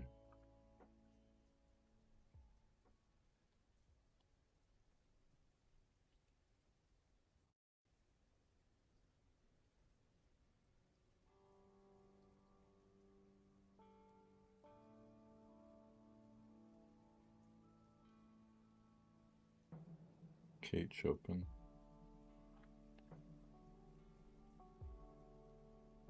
Whoa, I ain't reading that. That's fucking hilarious, excuse my language. The Rendezvous. Guy de Maupassant. The Tale of Tom Kitten. What was his name? Guy de Maupassant.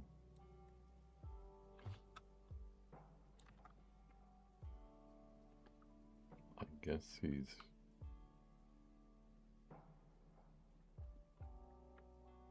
the works Bellamy. History of a Scoundrel.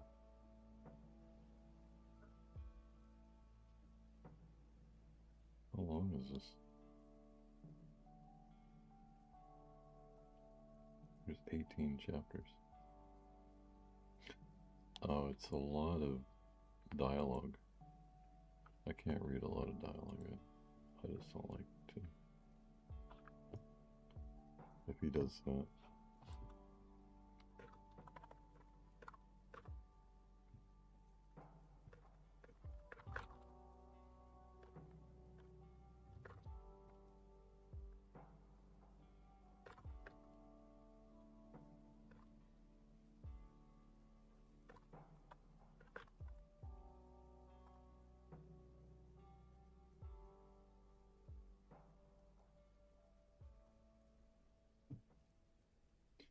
Training to be a narrator. The yellow wallpaper. Brenna's journal entries. The telltale heart.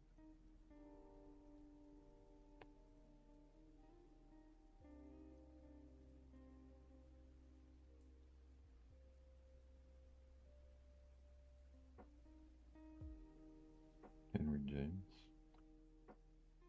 Let's look for Henry James. I don't know why. 38 authors. I guess this is him.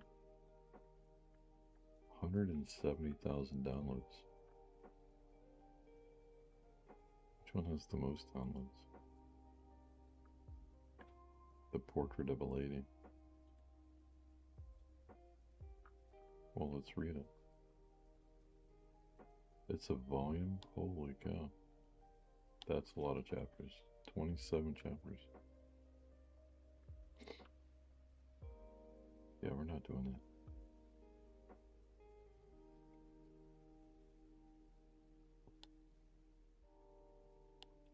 Man, this guy likes long 27 chapters. Bro. Chrome, can you not, man?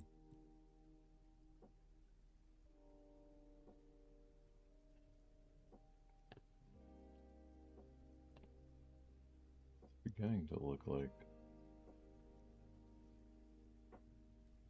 one of my plugins, and this is doing this to me.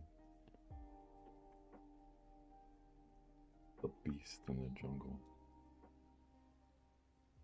Categories. Let's do short stories.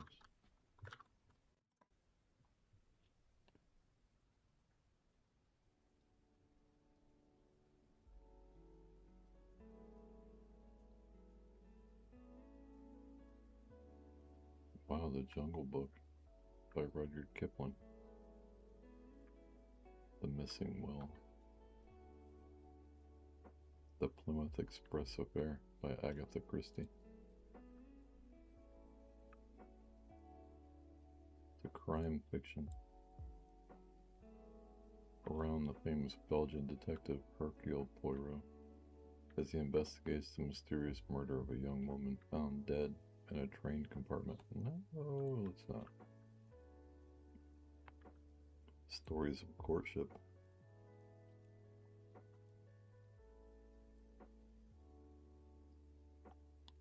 The Inverted Love Story.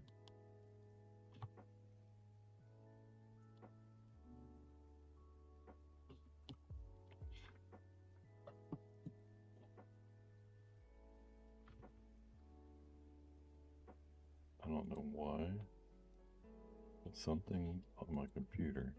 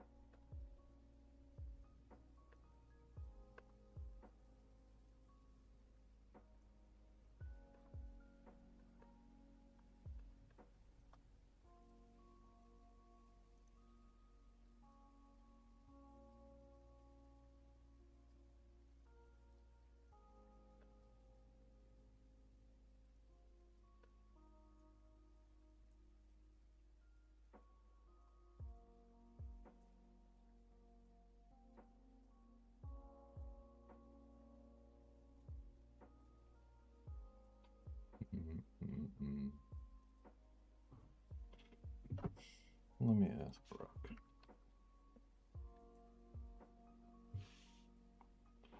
Hey, Brocky.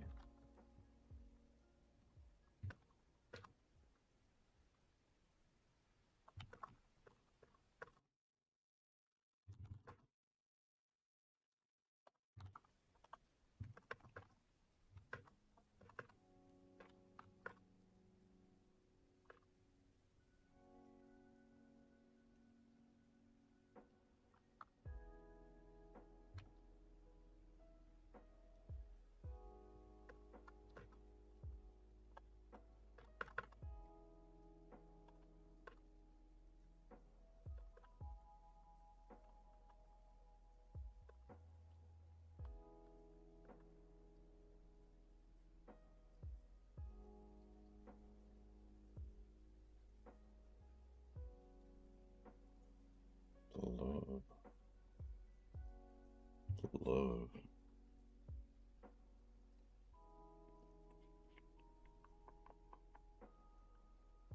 Whoa, that's...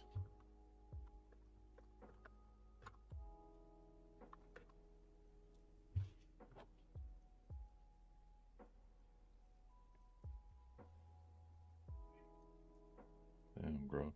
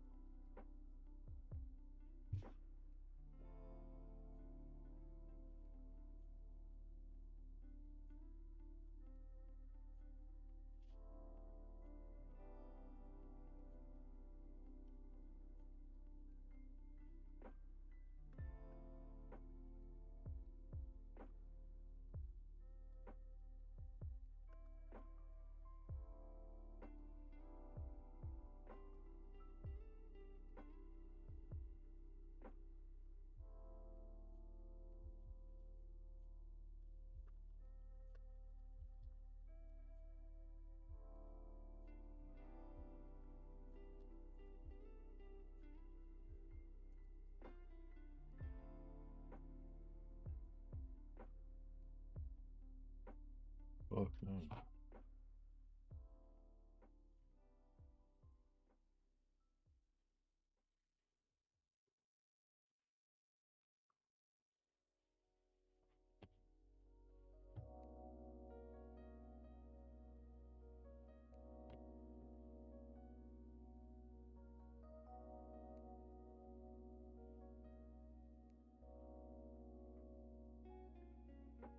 Bum bum.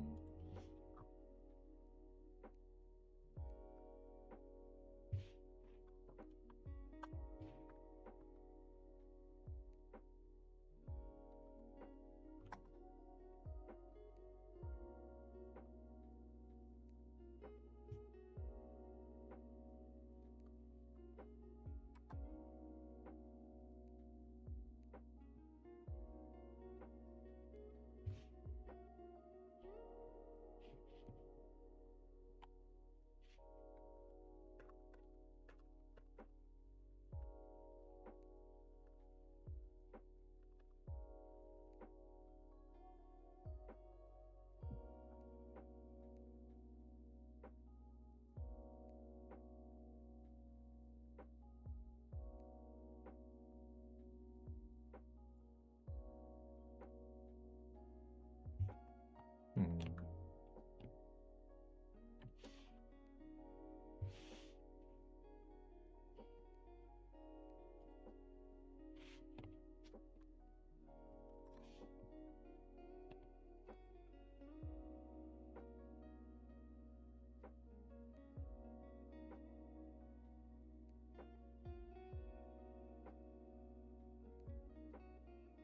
Bum bum bum.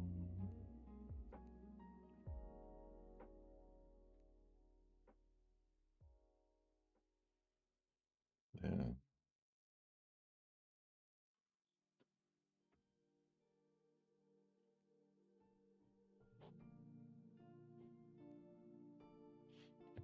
Damn, I can't even make free photos with my journey.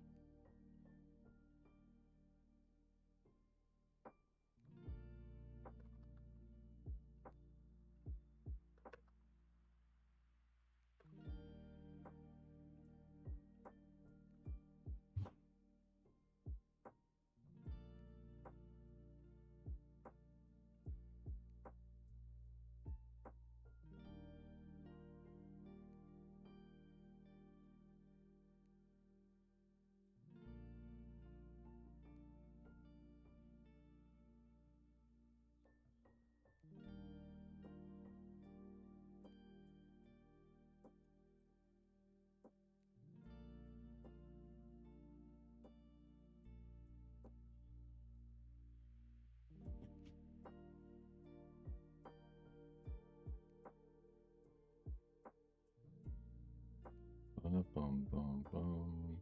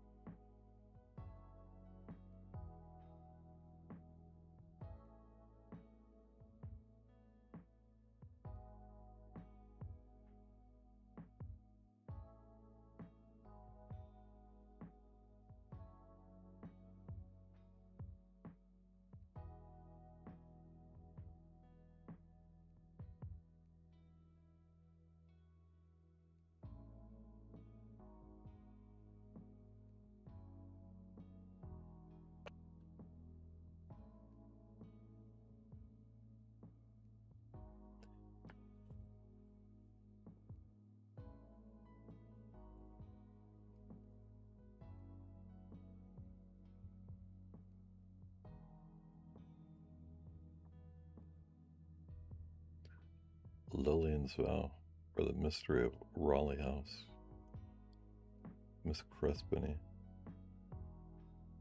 Tattletales of Cupid. How old is this? Who wrote this? By Paul Ford. Actually, want a woman author. I think woman authors are much better. Friendship Village Love Stories. Let's try it. By Zona Gale, author of Friendship Village, The Loves of Peleus and Itar. New York, Grosset and Dunlap. Let's see what this brings.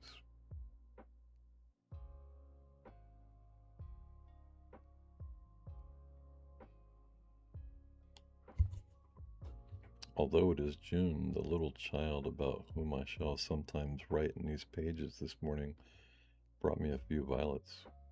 June violets. They sound unconvincing and even sentimental. However, here they are in their vase, and they are all white but one. Only one blue one, said little child, regretfully. May must be most dead by mistake. Don't the months die as soon as they go away? I asked her, and a little shocked line troubled her forehead. Oh no, she said. They never die at all. They wait and show the next month's how. If there's a lot of dialogue in this, I'm not reading it. Sorry. Gotta go.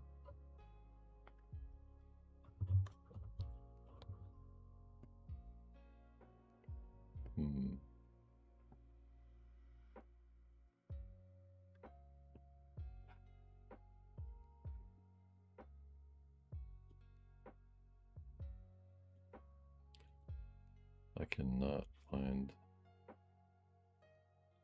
a good book to read on stream to save my life here.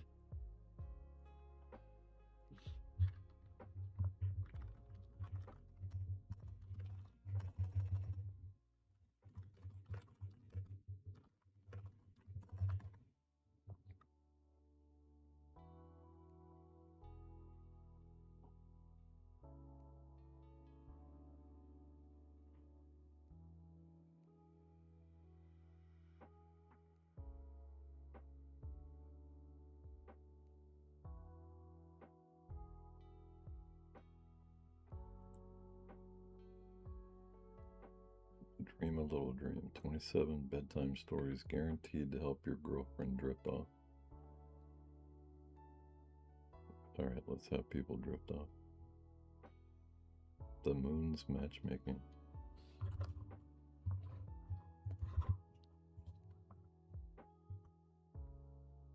These are short.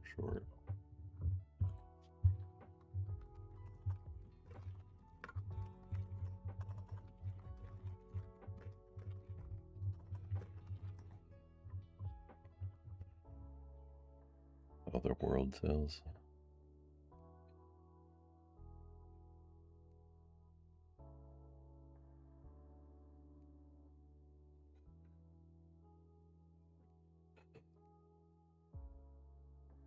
I don't want this one. 1 Hour Romance Stories.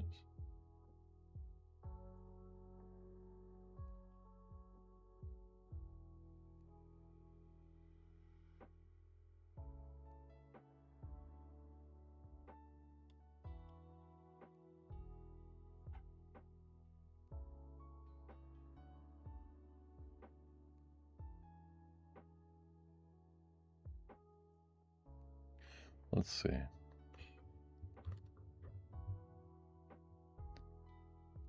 Is this a story? This is not a story. The Key. This is called The Key. It was written by Maria Odesky-Rosen. Apparently it has 90 likes and 37 comments. It was a key. an ordinary key. I found it when I was getting your books ready for Goodwill. It was taped to the inside of the back cover of one of your music notebooks and looked like one of those thin metal keys found on luggage.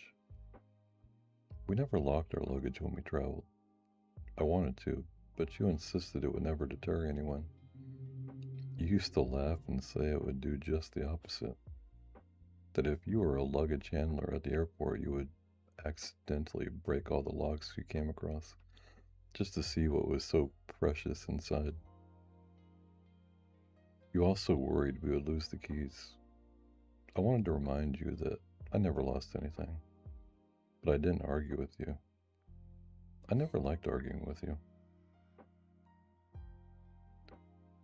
What could this key possibly unlock? We had joint accounts, joint trusts, joint everything. I'd been managing our lives entirely. The practical, boring stuff. Oh, I didn't mind. You brought so much beauty to my life, to so many other people's lives. I thought it was funny to be your stay-at-home husband, and I was proud. I'm so proud. How many times I sat in the front row watching you conduct your own music, swiveling my head all around to make sure everyone saw me and that everyone knew you were mine. Your hands would dance in the air and your wild mane would quiver every time you jumped to the music. Such passion. You stopped using batons because, like everything else, you kept losing them. I thought your ability to lose things was endearing. You didn't need a baton. You were mesmerizing to watch without any implements. I could watch you like that forever and never tire. Your requiem, that was the last piece you conducted, right before you had the bad fall. You remembered. You would think it was fitting for that to be your last, just like Mozart, your favorite composer.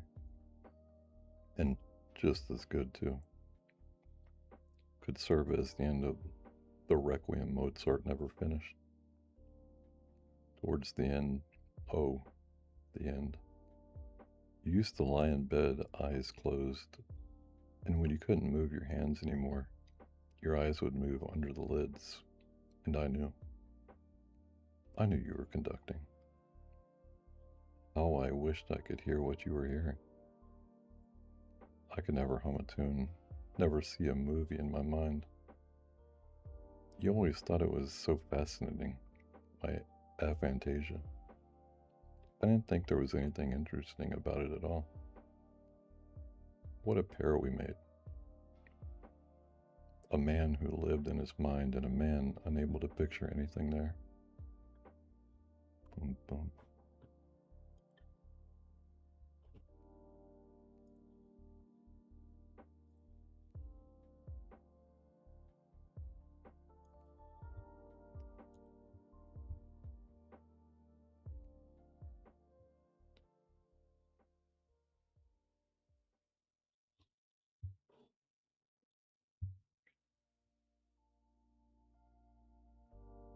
We didn't have any secrets from each other.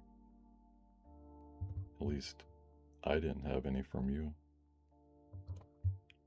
Why would you want to lock something away and not tell me about it? I didn't want to believe anything sinister. I trusted you completely. Even though you had all those groupies, and I knew that tuba player was in love with you. How his face would melt when you climbed up on the podium and raised your hands. You were the looker of the two of us, tall, broad-shouldered, olive-skinned. You had the most intense eyes I'd ever seen. I couldn't believe you were interested in me. When I asked you what you saw in average old me, you said kindness and pure honesty. You said you were starved for these, and I felt so sorry for you. Sorry that you hadn't experienced such basics. In my vows to you, I promised never to lie to you and never to be unkind. and you said you were mine, and mine alone for the duration. And I believed you. I never worried. What could you possibly need to hide from me with a key? I searched the house and didn't find anything locked. I searched both of your workrooms. First, the one with the heavy oak table where you would start each of your compositions before transferring it to the computer in the recording room. I found other notebooks just like this one, yet none of them had a hidden key, and there was nothing locked anywhere I looked. I began to think there was nothing for me to find, but after you were gone, there was nothing else for me to do. I didn't know what I'd hoped to find. I had already cleaned the house multiple times, top to bottom.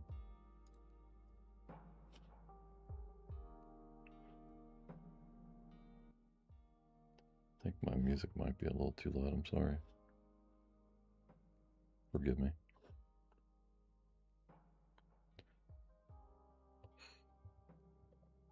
I cleaned the house multiple times, top to bottom, and organized and reorganized everything that could be given away. I needed to do something else. I began to think I would never find a lock for that key, although I was so grateful for you leaving me this mystery. It kept me occupied for weeks, and that was good. I found it when I had stopped looking. I was flying to Reykjavik to visit my sister for the holidays, and I went to the basement to find my favorite neon green suitcase.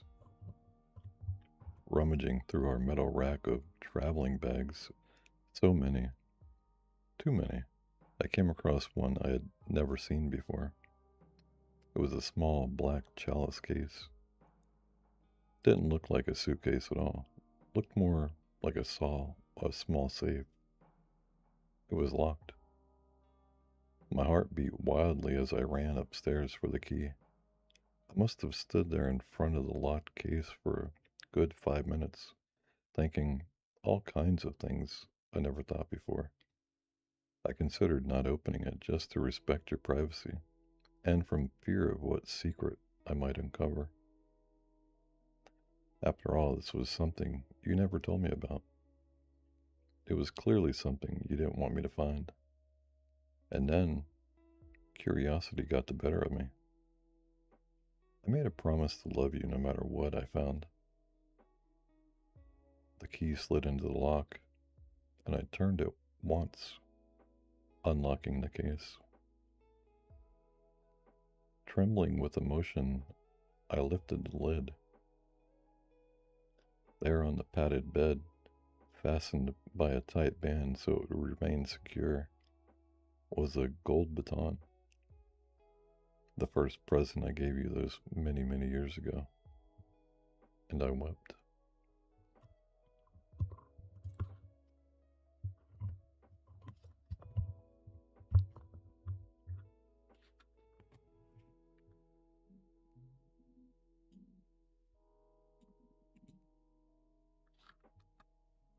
Mhm.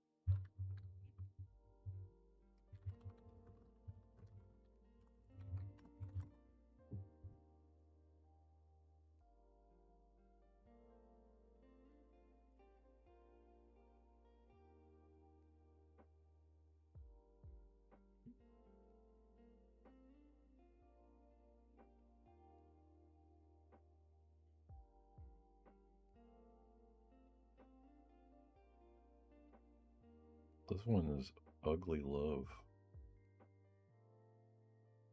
Oh, it's $3.99. I thought this was free reads. Seduced Me at Sunrise.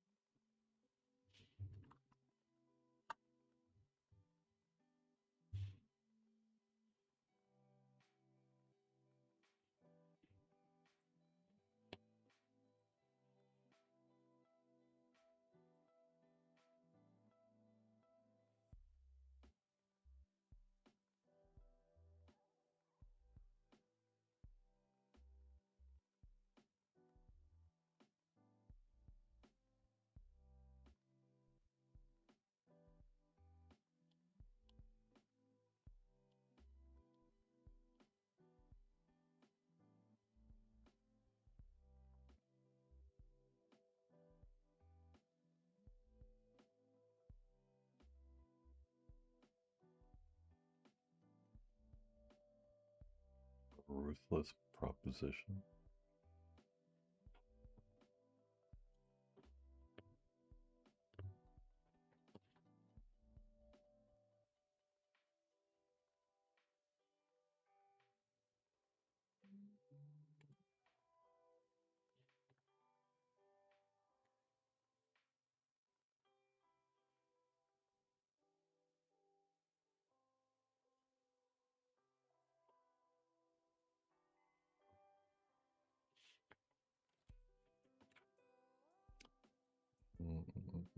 Sorry.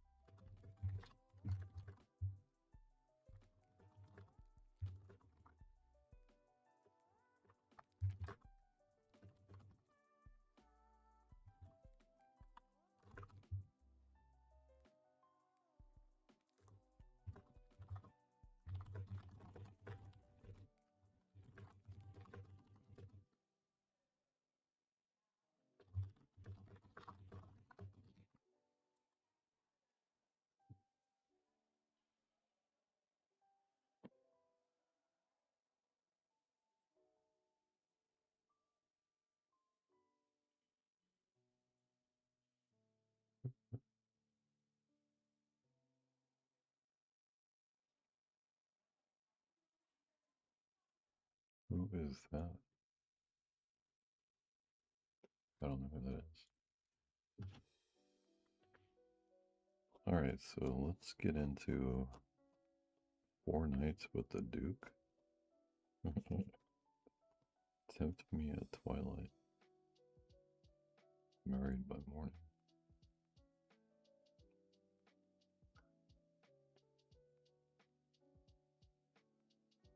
Man. Alright, I'll read the one with the most. Oh, it's the demo version.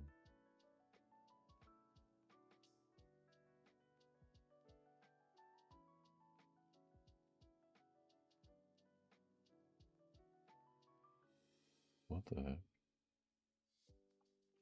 Oh.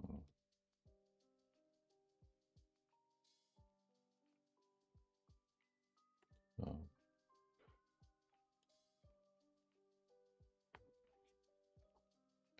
Where can I get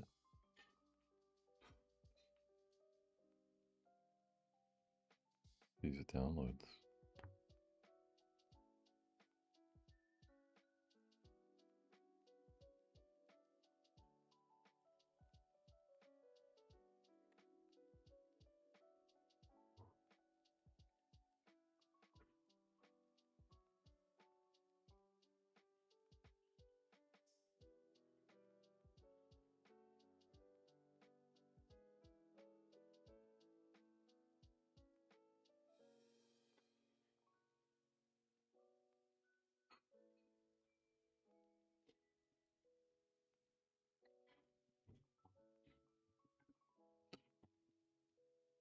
Apparently I can't read these.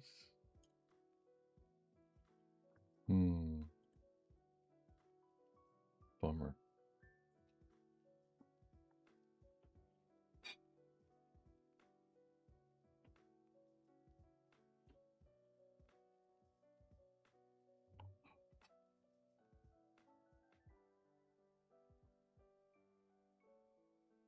Why is everything billionaire romance? Tell me, baby, do you love me?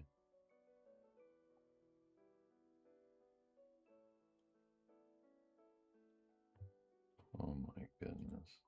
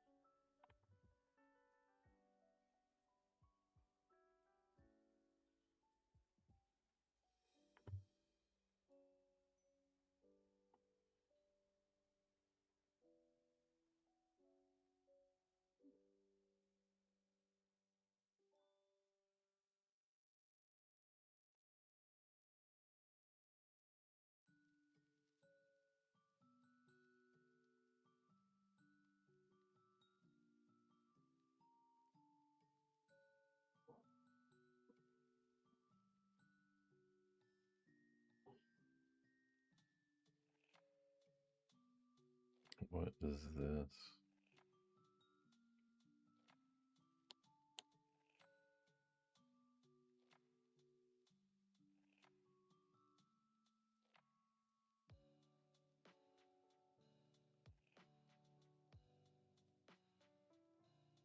Why is this so many alpha stuff?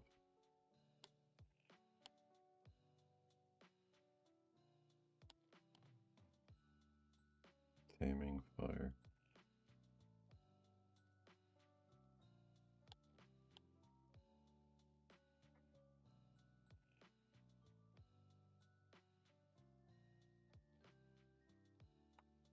I can't read these either.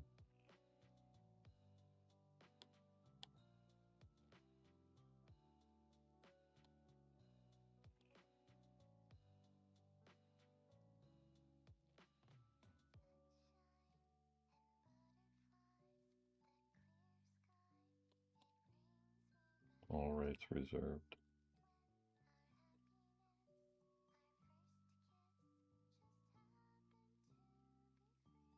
Guess this site you can't read.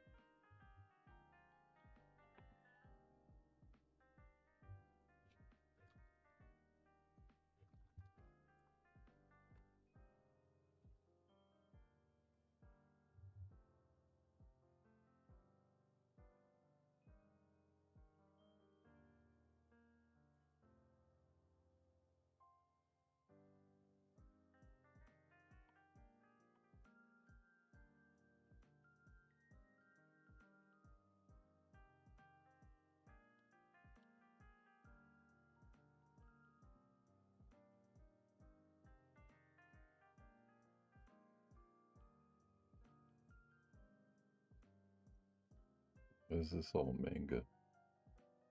I don't want manga, I just want romance. My goodness.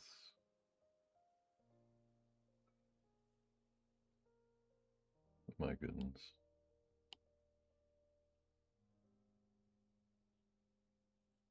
My goodness.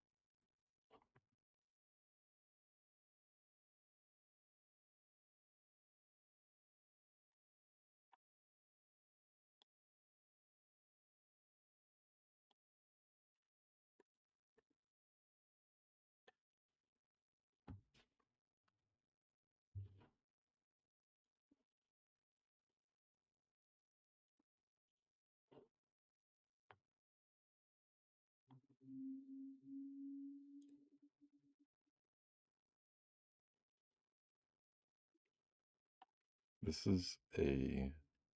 I finally found something to read, believe it or not. Oh, it's copyrighted. Believe it or not, I don't believe it. My goodness. My goodness.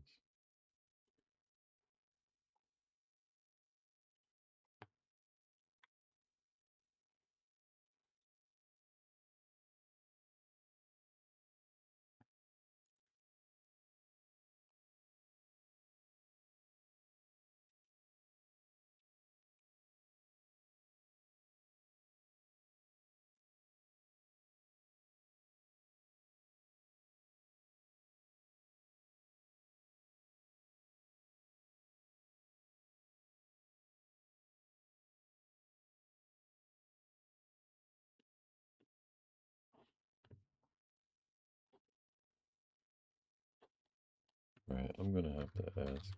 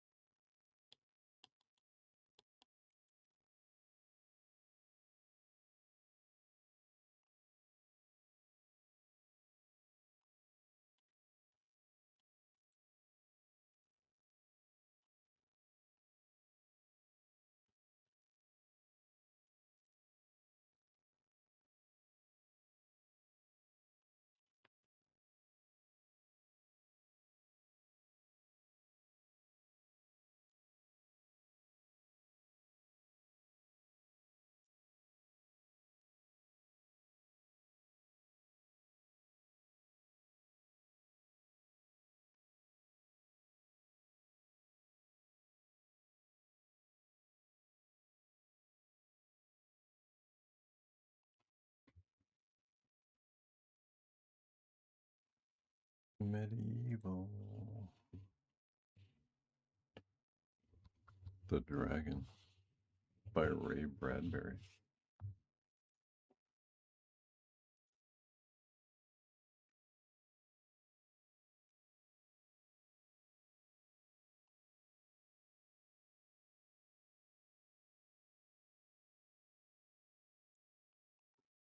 Dragon's Deep. Where? Man, I can't find it. It is hopeless.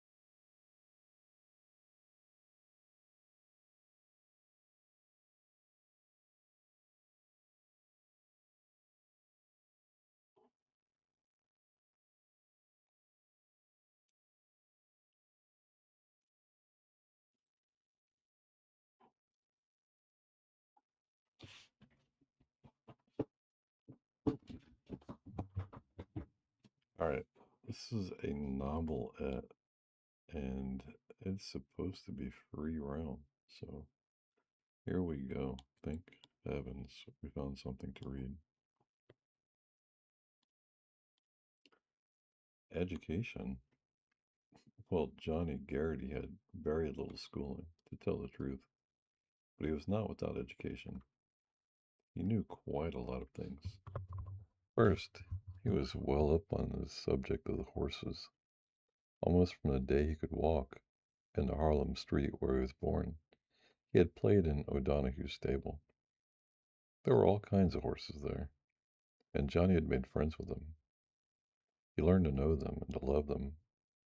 Horses instinctively nuzzled his pockets for sugar when he came close to them, and they usually found what they wanted.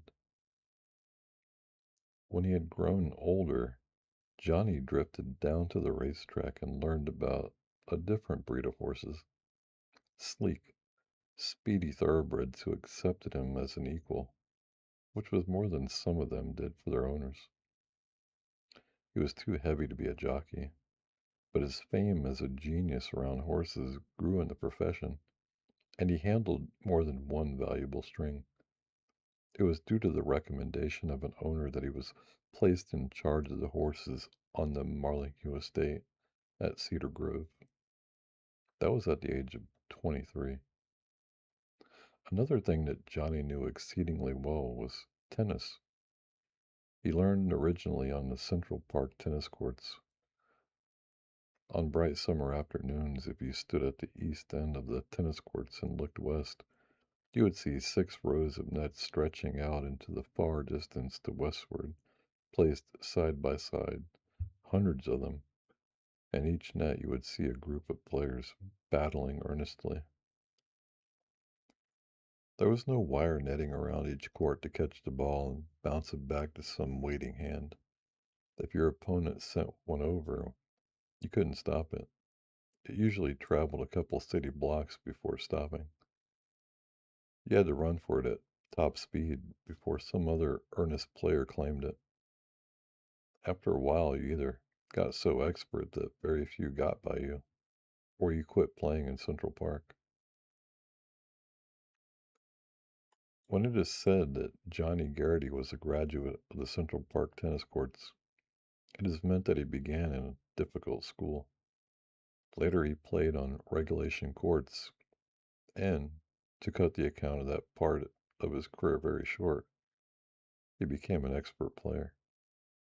The third, and to his mind, the most important thing that Johnny knew was that Sylvia Marlinghue, sister of his young employer, was the most beautiful girl in the world and the most unattainable, justifiably unattainable, he felt. For who was he to aspire even to think of her? That being the case, he proceeded to think of her in his most spare moments, and during a good many moments when he should have been thinking of something else. Old Mr. Marlinghue had always called his superintendent of the horses an equerry. He had lived abroad a great deal, and had taken a fancy to the title. When his son succeeded to the estate at Cedar Cove, he continued the custom of his father. Thus it fell out that Garrity was called the equerry. He looked the word up in the dictionary, learned that it meant master of the horse in a royal establishment, and had a good laugh over it. He had been engaged with his duties as equerry just 2 days when Sylvia Marlinghue nearly dashed out his brains with a tennis racket. They had not met before, and the somewhat informal introduction marked the beginning of their acquaintance. That introduction came about in this manner. It was a fleckless, flawless sunny June day, with just enough breeze stirring the pine tops to make the effort of playing tennis not too arduous. In the background stood the great Marlinghue house, showplace of the country. The severity of its fine colonial lines contrasting pleasantly with the lavish display of nature as exemplified in the trees and shrubs that surrounded the White House. In the foreground was the tennis court, peopled at the moment by two desultory players, Sylvia Marlinghue and her brother Larry, known to fame in Sunday supplements and rotogravure sections as the heirs to a great name and greater fortune. He called irritably across the net as she permitted a ball to get by her. Sylvia, I do wish you'd show some sign of life. If you don't want to play, say so, but as long as you're. But I want to play, old stupid, she called back. I can't help him if you hit them past me. Very few men could have returned that one, much less a poor, weak female. He laughed. There's very little weak about you. He admired her from where he stood. They walked down to the net. You're right. If you couldn't return that, there are very few men around here who could, so. Don't know what we're going to do about the country championship. Looks like clavering again. Unless you beat him, Larry, put in his sister. Which is possible because nothing physical is impossible. But that's about all. I may be the best player in these parts next to Clavering. Still, I have absolutely no chance against him, and you know it. I wish somebody would beat him, though. His boastful, swaggering ways get on my nerves. You'll have a chance to enjoy his company tonight. He's coming over, she announced. Larry groaned. Oh, Lord, he exclaimed. To what am I indebted for this great kindness? Oh, that a great tennis player would arise in the land. I mean, in the country. And, well, never mind that, Larry, said his sister, laughing. Let's finish the set. They went back to their places. Swish! She sent the ball whirling on its way over the net, just outside the white line. One, he said. She nodded and cut another one across. He returned it easily past her, and performed the same service for the next three balls she served, giving him game. In a momentary temper, she whirled and flung her racket as far away as possible, with all the strength of her good right arm. There, she breathed. Now, she kept her mouth open, but no words issued therefrom. That was the moment Johnny Garrity picked, of all moments in the day, to come walking from around one of the hedges on his way to the other side of the house, where the horses lived. Incidentally, there were other ways of reaching his destination, but no other way by which he could get a glimpse of the firm form and glinting hair of Sylvia Marlinghue. Now, I'll say that's some little Jane, he remarked to himself. At the same instant, he stepped from behind the hedge. As he did so, a heavy tennis racket whistled past his head. It actually clipped his ear in its flight. An inch more, and he would have been seriously hurt. For the love of Mike, he began. Now, who in the. He was speechless for a moment as he recognized the projectile had been fired by the fair, if muscular, hand of Sylvia Marlinghue. So sorry, she called to him, recovering from her amazement. It was an accident. Bad shot, he smiled back at her. You missed me. He turned back. He turned to get her racket and brought it back to her, swinging it tentatively. It felt like old times to him, had he not played tennis for months. He was passionately fond of the game. He picked up a ball at his feet in order to return it to Larry Marlinghue, who waited on the other side of the net. Johnny's racket flashed downward, and the ball sailed over the net lazily. Idly, Larry made a cut at the ball to stop it, and then he stared in amazement. He had missed it. When his racket reached the point where the ball flew, the ball was no longer there. He looked up inquiringly at Johnny. Some cut, Garrity, he said. Where'd you learn that one? Johnny smiled.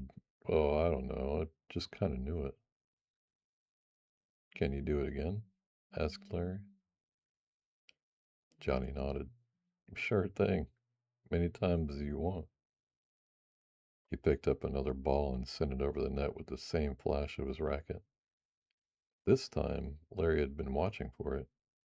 Alert, his racket flicked down to where the ball would swerve, as before. His racket hit nothing but thin air. The ball had swerved to the opposite side this time. How do you do that? Demanded Larry. Why, I don't know. You just sort of do it. You know what I mean? Try some more, said Larry. They volleyed the ball back and forth. So piqued was Larry at his failure several times to make anything of the shot sent across the net by this equerry that he suggested they play a set. Sylvia added the tinkle of her merry voice to the urgings of her brother. Go on, Mr. Garrity, she said. You can beat him. He needs a beating, you know. They played, and from the first it was apparent that Larry was a child in the hands of his opponent. Johnny was smiling and calm, seeming scarcely to hurry, hardly accelerating his pace at any part of the game. Yet he covered every inch of his court and shot them from any position so fast, so deceptively, that Larry could not cope with him at all. And through the game, Sylvia sat on the sidelines and enjoyed it all immensely. Her brother was good humored, however, and gave it up when he had lost 5 games without winning one. Late that night, after Clavering had left, Sylvia came to Larry in the study, where he was reading. He laid down his book and looked at his sister curiously, noting that he was not her ordinary sunny, happy self.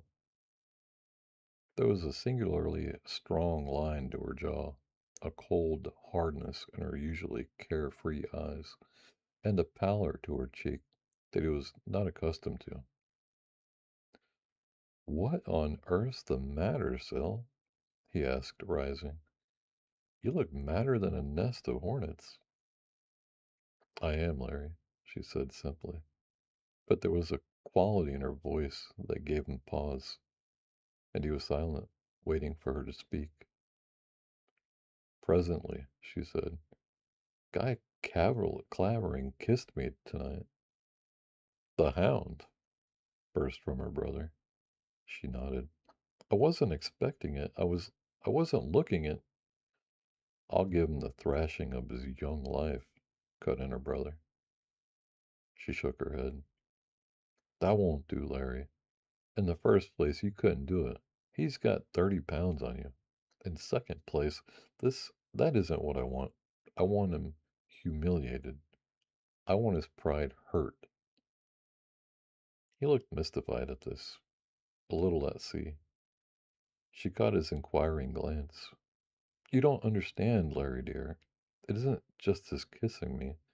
What I'm so angry about, so mortified about, is the assumption that I'm the kind of girl one can kiss like that.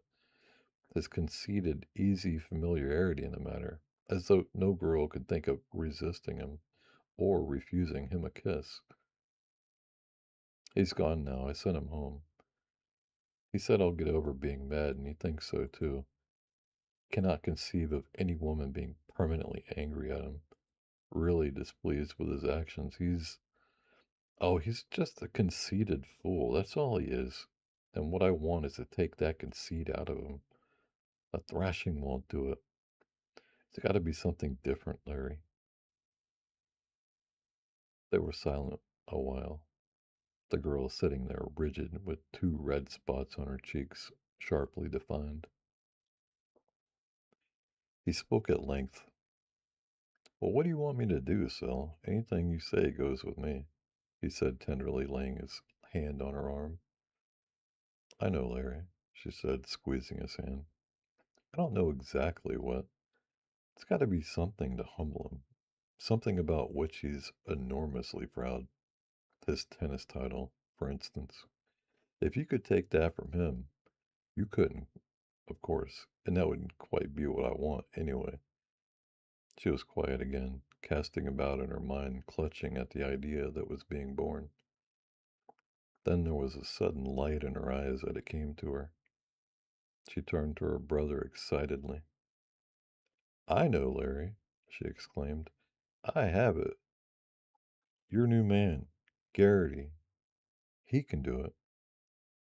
Her brother looked mystified. Garrity? The man in charge of my horses? Why, he can't belong to the Brook Club, and you must be a member to compete for this title. Of course he can belong to the Brook Club, if you say so, she flung back at him. Anybody can belong who has your okay. Don't you see the point? Nobody knows him here yet. He's been here only a day or two, and he's met his assistants only at the stables. You take him into the house, let him get properly fixed up, and announce that he's an old friend who's going to live with us. Take him to the dance at the country club Saturday night. Get people to know him, and then put him up for membership at the club. He'll be elected.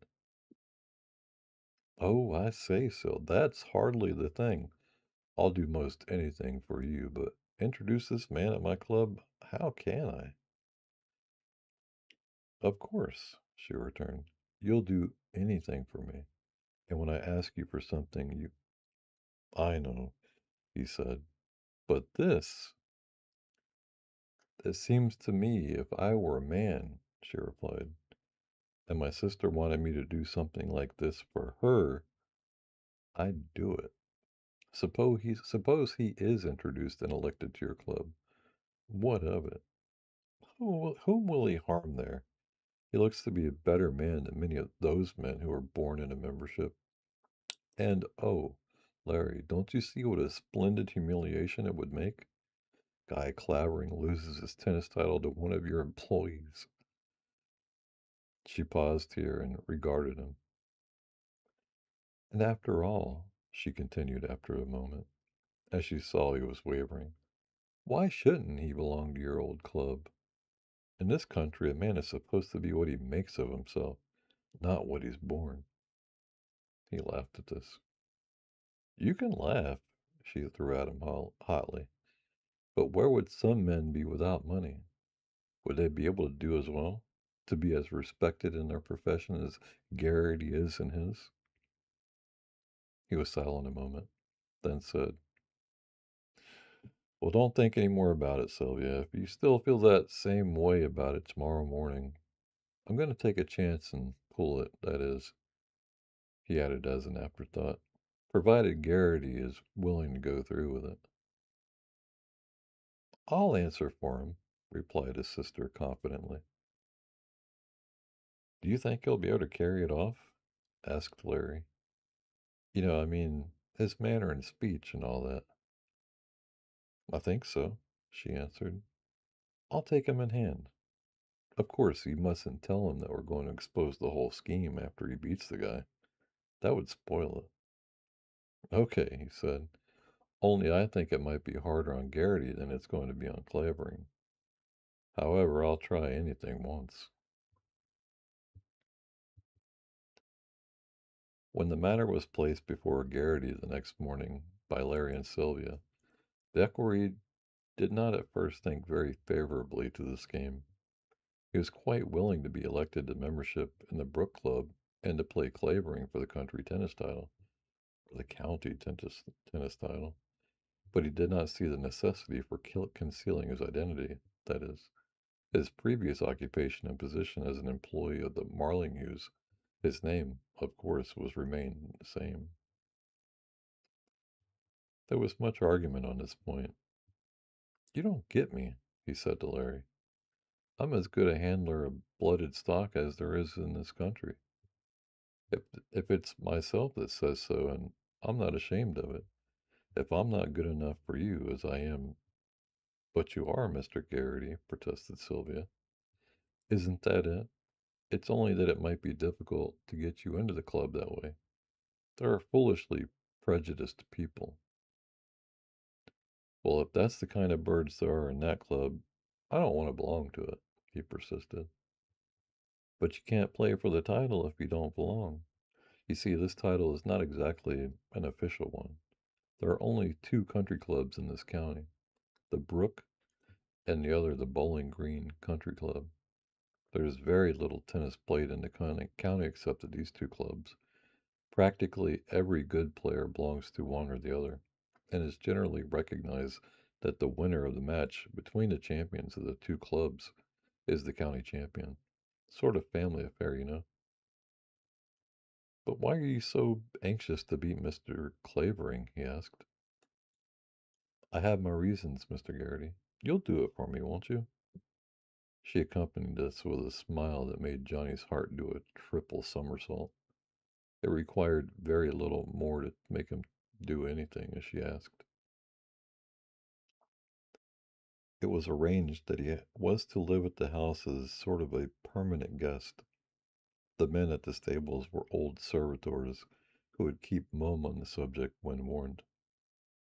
At the house, no one knew him except one maid, Delia Moriarty, a red-haired Irish girl, not long in his country, who had attended to making up his room at a nearby cottage. There didn't seem to be any danger in that quarter. Larry looked over to Garrity's wardrobe and decided that while most of it was passable, there were additions to be made in the way of evening clothes, etc., and both of them looked a rapid trip to town to supply what was needed. It was decided that if he was to be treated as an intimate, a member of the family, they should call each other by their Christian names, including Sylvia. Johnny liked this part of the arrangement particularly. So Johnny Garrity of Harlem and the East River became John Sumas Garrity, intimate of the Marlinghues and other favorites of fortune. He took a square look at himself in the mirror of his expensive dresser that night before retiring, in the large chamber that had been assigned to him in the Marlinghue house. He was resplendent in evening clothes, and his mouth was a fine cigar from the stock of his host, and in his heart a strange mixture of feelings, bewilderment, pleasure, exasperation that he should be masquerading, and a resolve that he would stick and help Miss Marlinghue out of her difficulty, whatever it might be. So this is you, Johnny Garrity, he remarked to the reflection in the mirror. My woid, getting it, be more than arf swell what? He smiled back at his reflection and flicked the ash from his cigar with a motion that he had copied from his favorite screen star.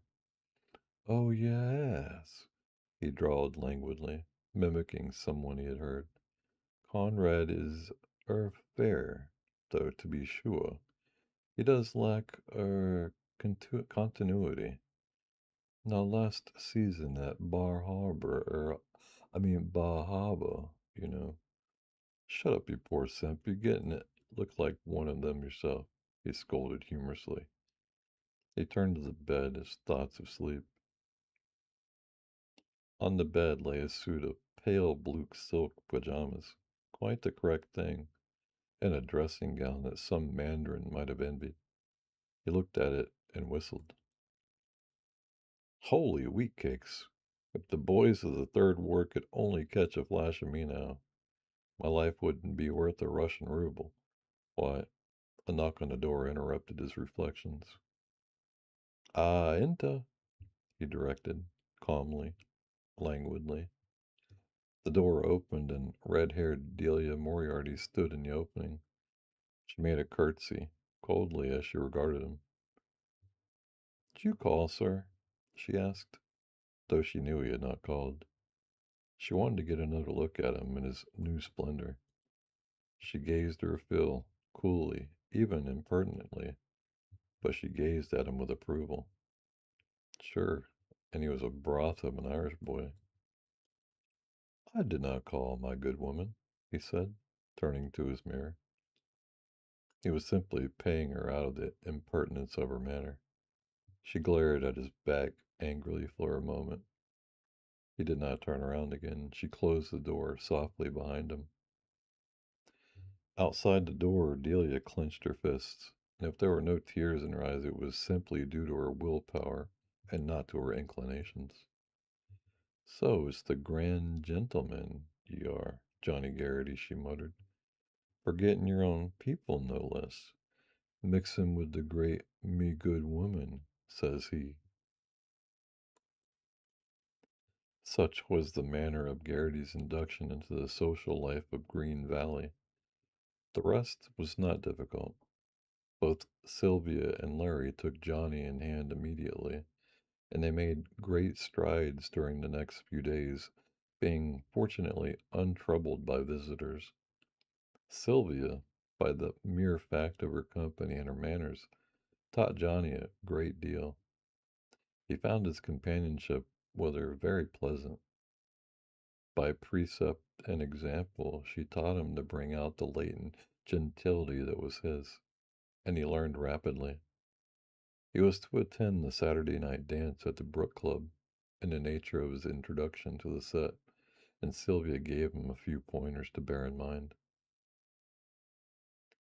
The point for you to remember, Johnny, she said, her eyes sparkling, is that no matter how little you know, the person you're talking to knows still less.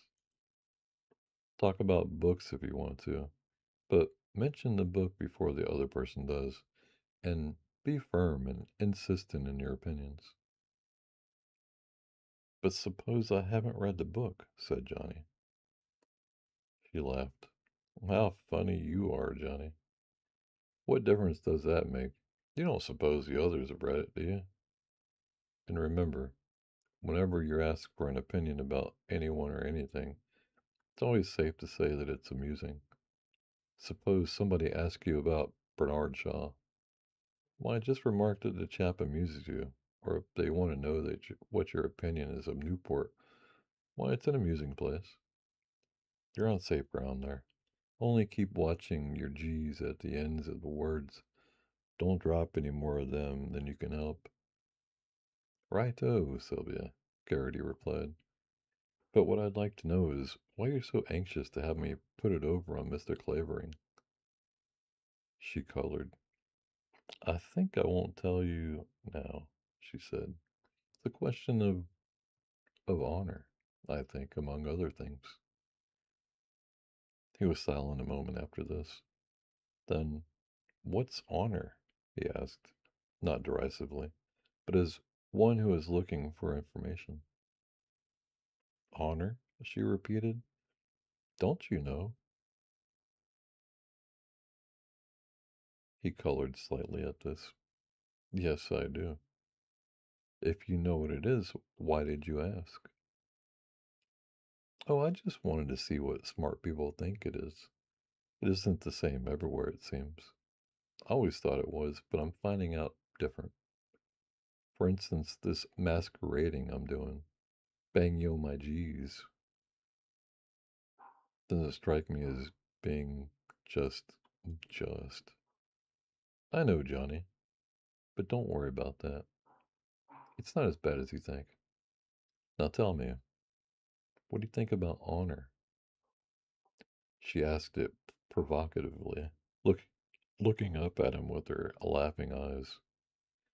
He stood up, gazing into the distance a moment. Honor, he drawled. Oh, yes. I rather imagine it's very amusing. It was arranged that Johnny should keep a sort of advisory supervision over the blooded stock for the present. The assistants were capable and needed only someone in authority to guide them. All in all, Garrity was pleased with his transition to a different plane, though a bit confused in mind as to whether, strictly speaking, it was a sporting thing to do. He would have preferred appearing in his workday capacity as Johnny Garrity, expert on horses and tennis amateur, but he recognized the impossibility of this in the false standards that were presumed to obtain in the seat at the Brook Club. He'd have declined the proposition had it not presented an opportunity, not only to help Sylvia Marlinghue, but to enjoy her companionship. It was something like an impossible dream becoming true. The servants did not, by word or deed, betray any evidence that they knew he was not just what he purported to be, with the exception of Delia Moriarty. This personable young woman had taken a strong fancy to Garrity from his first appearance, and it exasperated her, to say the least, that he should be taken out of her sphere by just a flip of the hand, so to speak, of her employers. But he wasn't thinking of Delia. His thoughts were filled with Sylvia. It seemed to him that she assumed an intimacy with him, a pleasure in his company, that was even beyond the purpose to which they had set themselves. It pleased him. The truth was that Sylvia found him very interesting. He was so different from the rank and file of Brook Club. It was a bit rough, to be sure, but never rude or guilty of breaches of good taste. There was something in the set of his square, capable shoulders, the laughing gleam in his clear blue eyes, the swing of his walk, the, that rather intrigued her. It was just a passing interest, but how was Johnny to know that? He wondered, on and off, what could be Sylvia's reasons for intense resentments against Clavering, whom he had seen at the house the night he had called, but he dismissed it as something he could make nothing out of until Sylvia saw fit to divulge her mind to him. He wasn't quarreling with his good luck. Garrity was good to look upon. He gave an air of distinction to his clothes. His light manner blended well with his pleasant personality.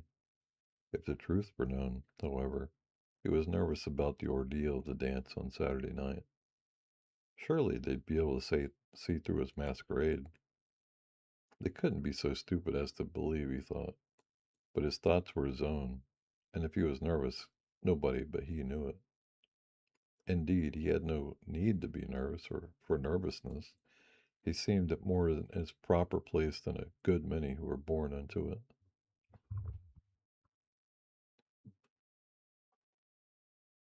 Oh, I think I'm going to stop off right there, and I will pick up where I left off there.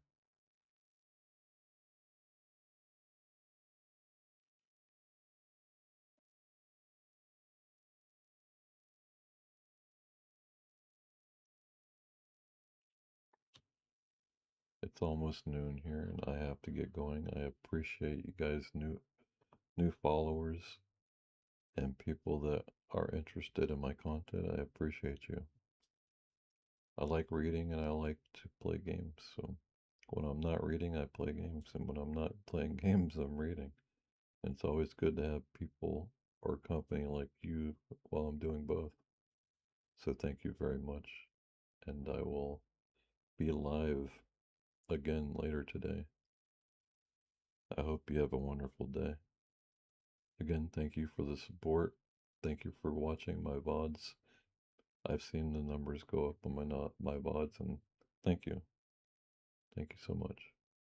And I will see you guys later.